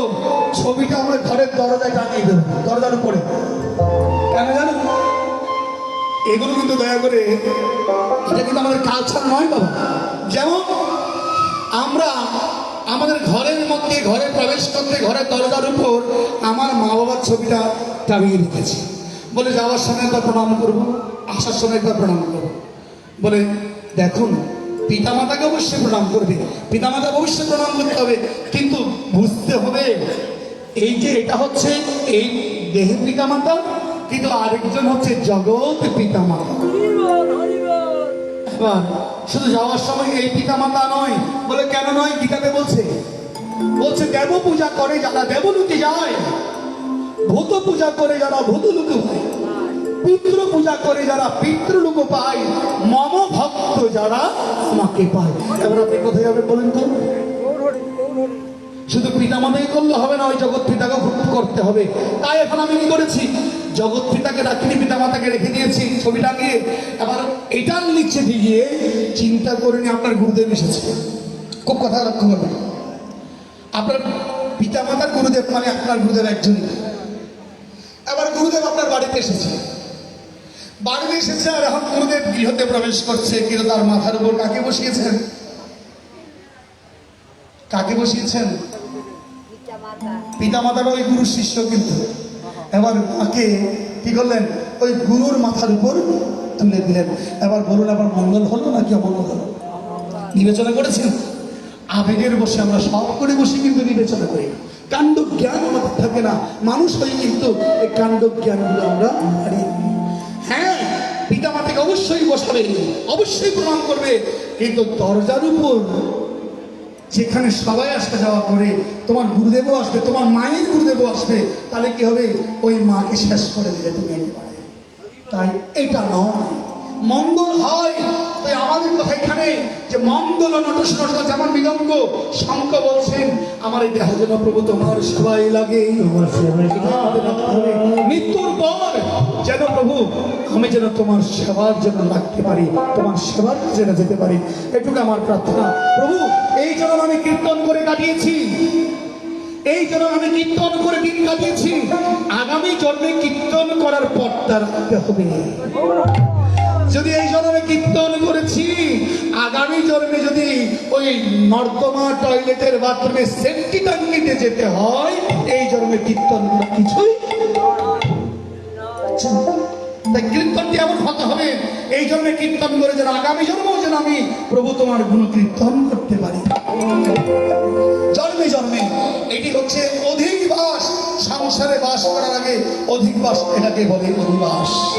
এবার বলছেন পদকর্তা এক পাশে দাঁড়িয়ে তিনি লিখছেন, আর যিনি পূজারী এবার বললো, কই দে গোড়ায় অঙ্গে সুগতি চন্দনে, কই রে গোরাকে সুগতি কই দে গোড়ায় অঙ্গে সুগতি চন্দনে, কই রে গোরাকে সুগতি কই দে মালতীর মালা, আরে কই রে মালতীর মালা, প্রীতি ফুলসরে মন মুখে ধরে, প্রীতি ফুলসরে মন মুখে ধরে, ভাবে সচরি ভোরা, ভাবে সচরি ভোরা, কই কহত গোরা জানো কি বন্ধুরে, আরে কই কহত গোরা জানো কি বন্ধুরে, ধর্মীয় বাছলা, আরে ফিরা ভালো প্রিয় বাবা, আরে নয়া নয়া নন্দ ভনে জাগর নাহি গোরা, আরে নয়া নয়া নন্দ মনে আনন্দ নাহি গোরা, গৌরা বাগলা ধরে মা, আরে গোরা ধরে পা,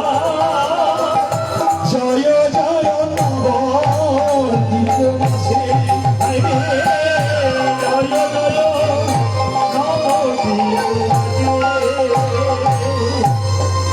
আজ কি আনন্দ নবদ্বীপে শিবাস পণ্ডিত গৃহে,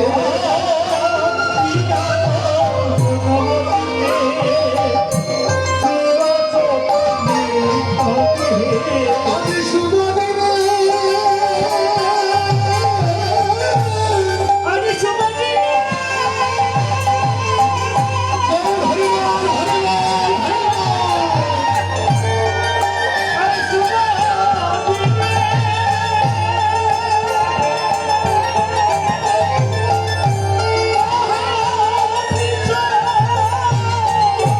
আজি শুভ দিনে কয়ে কহে অতিশয়। আমাদের শুভ দিন কখন? পদকর্তা বলছেন বাসুদেব ঘোষ, শুভ দিনে কহে অতিশয়। আমাদের শুভ দিনটা কখন? বলে কেন? আমাদের প্রতিদিন তো শুভ দিন। মনে রাখবেন শুভ দিন কখন? যতদিন পর্যন্ত এই দেহ দিয়ে হরিনাম চলবে, যতদিন এই দেহ দিয়ে কীর্তন চলবে, যতদিন এই মধক দিয়ে হরিনাম চলবে, মনে রাখবেন ততদিন তোমার শুভ দিন। যেদিন আর বাজাতে পারবে না, গাইতে পারবে না, বলতে পারবে না, ওই দিন তোমাকে আর কেউ আপন করে ডেকে নিয়ে যাবে না রে। ওই দিন আপনাকে জিজ্ঞাসা করবে না, ভাই কেমন আছো, কীর্তন চলছে তো? বলবে কি, ভাই এখন পারি না, এখন আর শরীরে পারি না 2 ঘন্টা কীর্তন করতে। তখন আর তোমাকে পয়সা দিয়ে আর কেউ ডাকবে না। তো শুভ দিন কখন? যতদিন পর্যন্ত তোমার দেহে এই কীর্তন করার সুযোগ রয়েছে, এটুকুই তোমার শুভ দিন। তাই ওই শুভ দিনে কহ অতিশয়। তুমি কহো, কি কহো, কি কি বলতে বলেছেন?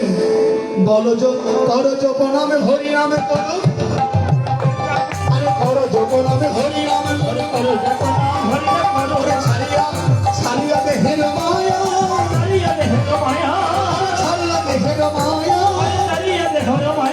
আরে দেহরতন অবশ হইবে, দেহরতন অবশ হইবে, ওরে থাকিবে না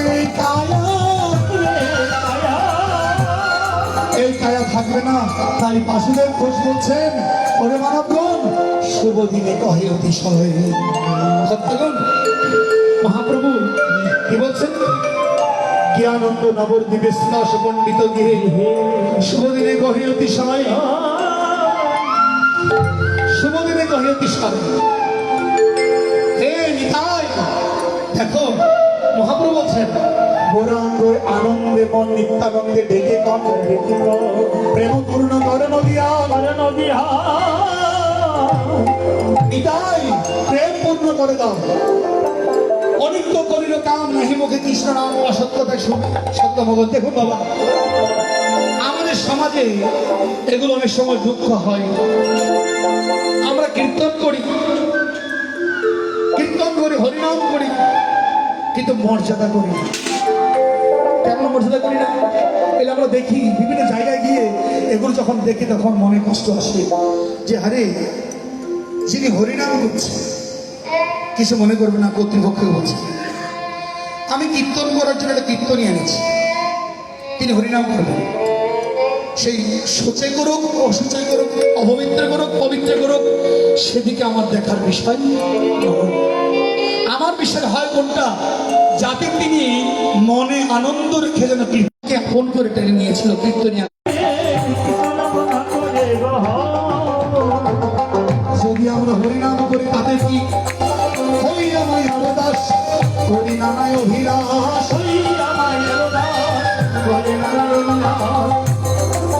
আমরা আসি কীর্তনে, কীর্তন করছি এখানে প্রণাম করে দণ্ডবোধ করে বলছি হে গোবিন্দ, আমার মেয়ে দুটো রয়ে গেছে, বিয়ে দেওয়ার বাকি, আপনার কাছে বর চাইলাম।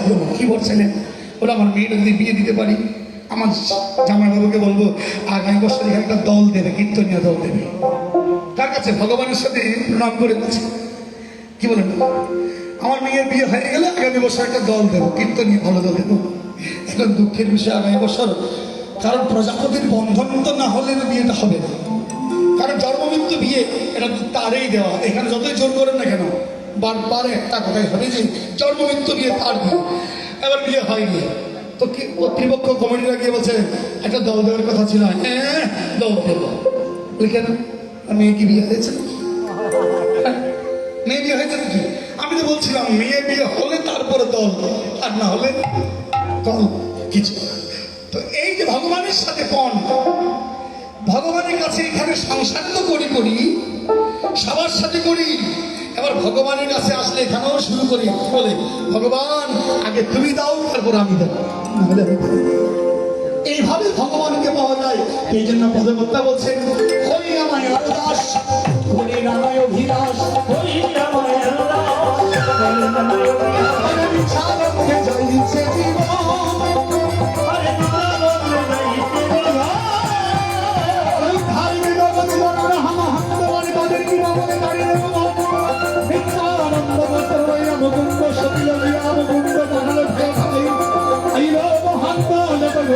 ঘরে গোটা মহত্ব সবার নয়ন ধারা, সদল নয়নে গৌরা করে সম্ভাষণ,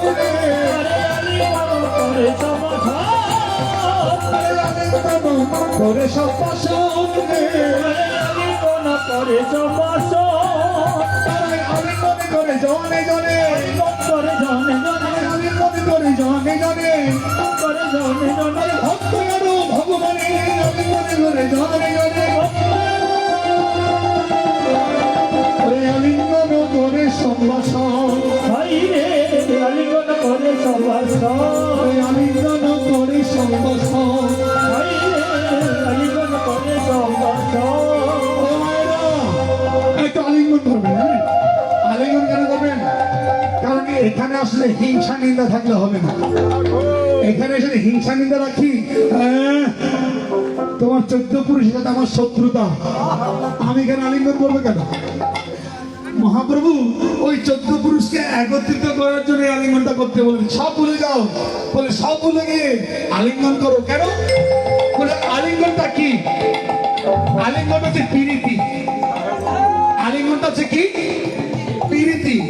বলে প্রীতি প্রীতি বিষম প্রীতি, বলে প্রীতি প্রীতি বিষম প্রীতি, বলে প্রীতি মজায় মন, বলে প্রীতি মজায় মন, আরে প্রীতি করিয়া সকল ছাড়িয়া, আরে প্রীতি করিয়া সকল ছাড়িয়া, করিয়া সকল ছাড়িয়া করে না যে ভজন, বলে প্রীতি কি?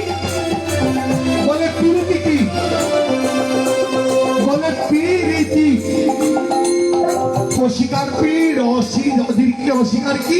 অস্বীকার কি বলে? কি বলছে কি?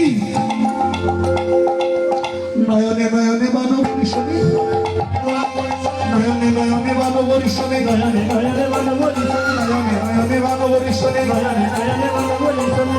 বিবিধিটা কি? আপনার সাথে যখন দেখা হয়েছে প্রথম দেখা নয়নে, দেখুন নয়নে দেখেছে, নয়নে কি বলতে পারে বাবা? বলুন তো, নয়নে দেখেছে, নয়নে কি বলতে পারে? বলবে কে? বলবে কে? নয়নে দেখেছে, বলবে কে? অধরে অধরে রসনা মিলনে, হদরে হদরে রসনা মিলনে, অধরে অধরে রসনা মিলনে, হদরে হদরে রসনা মিলনে, তাহাতে জন্মিলারি। তাহাতে জন্মিলারি। বলে দেখো, আমার বধানে বলছে, বলে জিহ্বাটা কেটে দাও তুমি, কি জিহ্বা কেটে দিলে কথা বলা যাবে? যাবে না। অধর জিহ্বায় বলে, অধরে অধরে রসনা মানে জিহ্বা, বধনে বধনে বলবে, অধরে অধরে মিলন হবে। তাই বলছে অধরে অধরে রসনা মিলনে, হদরে হদরে রসনা মিলনে, তাহাতে জন্মিলারি। তাহাতে জন্মিলারি। এবার বলছেন, এবার কাছে এসো, কাছে এসো, কাছে এসো, কাছে এসো, কাছে এসো, কাছে এসো। বলে কাছে কোথায় যাবো? হিয়াই হিয়াই হিয়ার মিলনে, হিয়া হিয়া হিয়া মিলনে, হিয়াই হিয়ার মিলনে, হিয়া হিয়া হিয়া মিলনে, তাহাতে জন্মিলারি। তাহাতে জন্মিলারি। প্রীতি ভালো রে, কি হলো রে? প্রীতি ভালো রে, আরে কৃষ্ণ নামের প্রীতি ভালো রে, আরে শিবা স্বয়ং মনো মাঝে প্রীতি ভালো রে, আরে সবে মিল হরি বলো, প্রীতি হরি ভালো, সবে মিল হরি বলো, প্রীতি ভালো, সবে মিল হরি বলো, প্রীতি হরি ভালো। হরি বল, হরি বল, হরি বল, হরি বল।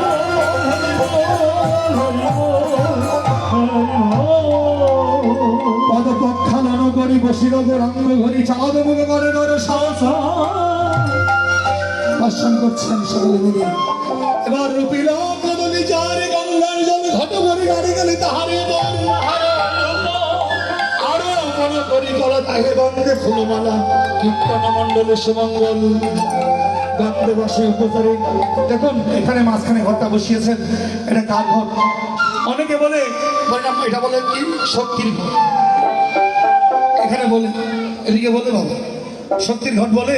ওই ঘরটাকে বেদির নিচে নামিয়ে বসায়, দেখেছি ঘরটাকে বেদির নিচে নামিয়ে বসাই, ওই বেদির উপর কি করে একটা তুলসীর টব বসিয়ে দেয়। তাহলে তুলসীর টব যদি বেদিতেই দিলেন, তাহলে বেদিটা বানানোর দরকার কি ছিল? আর হ্যাঁ, টবটা যদি শক্তি হয়, শক্তির ঘট হয়, তো এই শক্তির উপর কি তুলসী থাকে? তাহলে এখানে কেন ঘরটা বসলেন? বলে সবাই করে, আমরা আসলে কে করে সেটা বুঝে না। তো যদি ঘরটা যদি কলা গাছের বাইরে বসানো হয়, তাহলে কলা গাছগুলো দেওয়ার কি দরকার ছিল? কি দরকার ছিল? কি দরকার ছিল? কোনো উত্তর আছে? তো কেন এই কথাটা হচ্ছে? মূল কথা হচ্ছে, এটাকে মহাপ্রভু কি করেছেন? বলছে কি, গন্ধ বাস উপচারে শ্রীকৃষ্ণ অর্চনা করে মহাপ্রভু আবার বসেছেন শ্রীকৃষ্ণ অর্চনা করতে, তাকে তিনি পূজা করছেন। শ্রীকৃষ্ণ অর্চনা করে আর নারীগণ জয়গান দিচ্ছে। তার মানে এখানে কৃষ্ণ সেবা হচ্ছে, এখানে কৃষ্ণ বিনে। হ্যাঁ বলবেন, এখানে কি শক্তি নাই? এখানে শক্তি নাই? শক্তি আছে। কে আছেন? যোগেশ্বরী যোগমায়া প্রভাব জানিয়া, যোগেশ্বরী যোগমায়া প্রভাব জানিয়া, যোগেশ্বরী যোগমায়া প্রভাব জানিয়া, যোগেশ্বরী যোগমায়া আরে শিরা সমন্ডল তুমি বিস্তার করিয়া।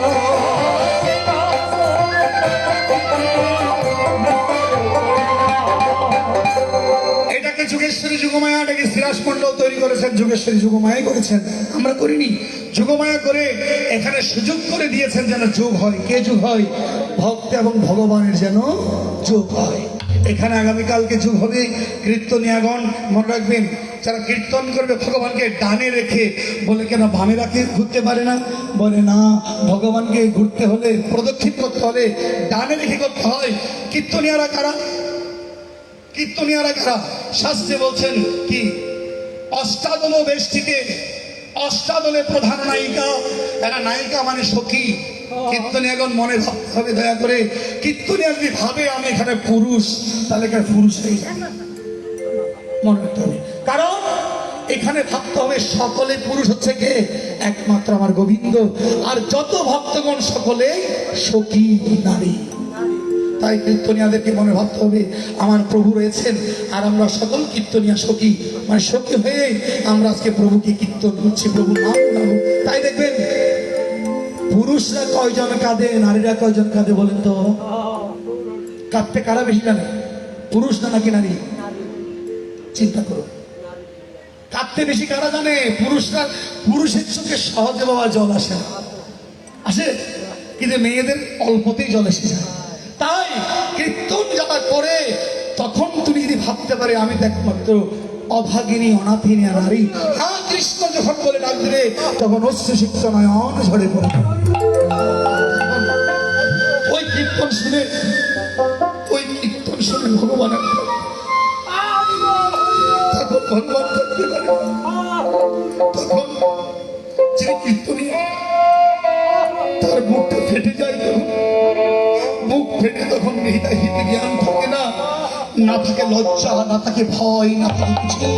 তখন প্রভুকে নিয়ে ভাবেন প্রভু তুমি আর আমি, তুমি আর আমি।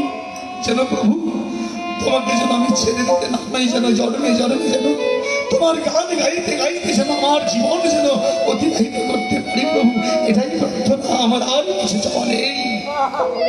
এই কীর্তন, এতেই তো মিলন, এতেই তো আনন্দ। কিন্তু এখানে এসে যদি মনে হয় আমি পুরুষ, তাহলে জীবন বৃথাই চলে যায়। আজ মহাপ্রভু কীর্তন করছেন, চতুর্দিকে ভক্তগণ জয় জয় ধ্বনি, হরে জয় জয় ধ্বনি, নারী গান জয় জয়কার, হরে জয় জয়কার।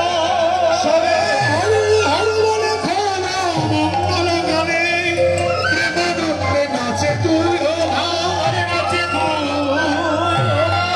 আরো নাচে ভক্তগণ হরি বলে ঘন ঘন, প্রেমপুলকে অন্ত নাই, গোবিন্দ মৃদঙ্গলয়া বাজাই তারা প্রিয়তিয়া, করতালে অদ্বৈত চতন, হরিদাস করে গান, শিবাস ধরে তান, নাচে গোরা কীর্তন। এবং বাসুদেব ভূষণ আসিয়া কালে,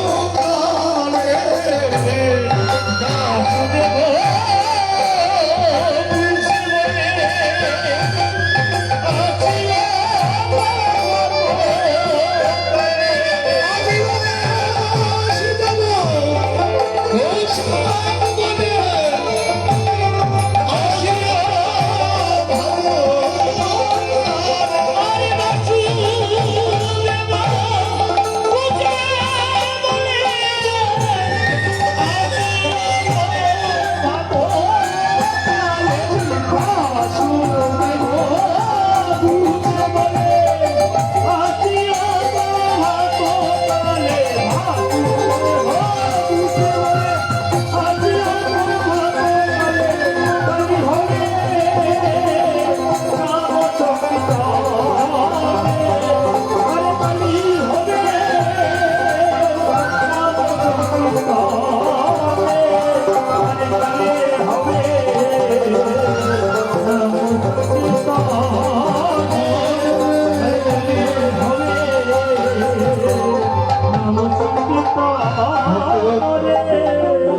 পরিশেষে আমি সকলের কাছে ক্ষমা চেয়ে নিচ্ছি, কারণ আপনাদের সময়কে নষ্ট করার জন্য।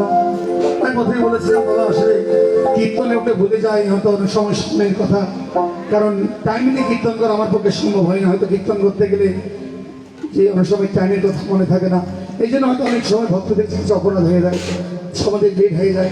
তা আমি সকলের কাছে ক্ষমা চেয়ে নিচ্ছি, আপনারা ক্ষমার সুন্দর দৃশ্যে দেখে এটুকু আপনারা কৃপা করবেন, যেন বাবা কীর্তনীয় রূপে নয়, যেন ভগবানের দাসে যেন এই জন্মে যেন জন্মে জন্মে যেন প্রভুর বিনয়ী মনোকীর্তন নিয়ে যেন এই জীবন কাটাতে পারি।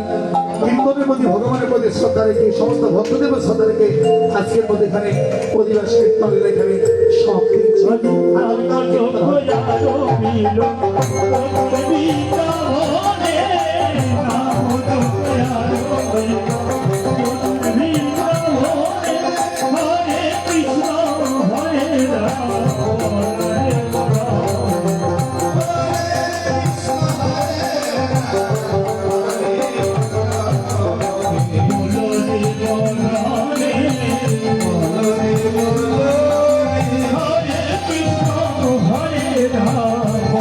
রে মদনে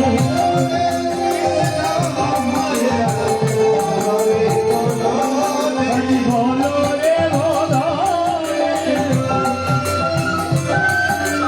বলো রে মদনে হরে কৃষ্ণ হরে রাম হরে বলো হরে কৃষ্ণ হরে রাম হরে বলো হরি বল হরি বল হরি বল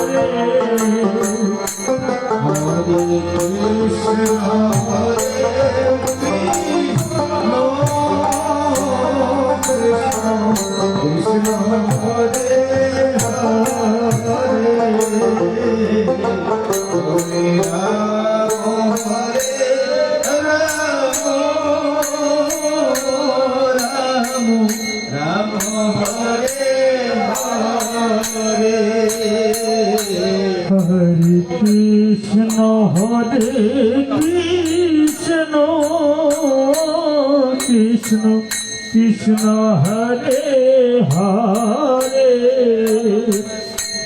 হরে রাম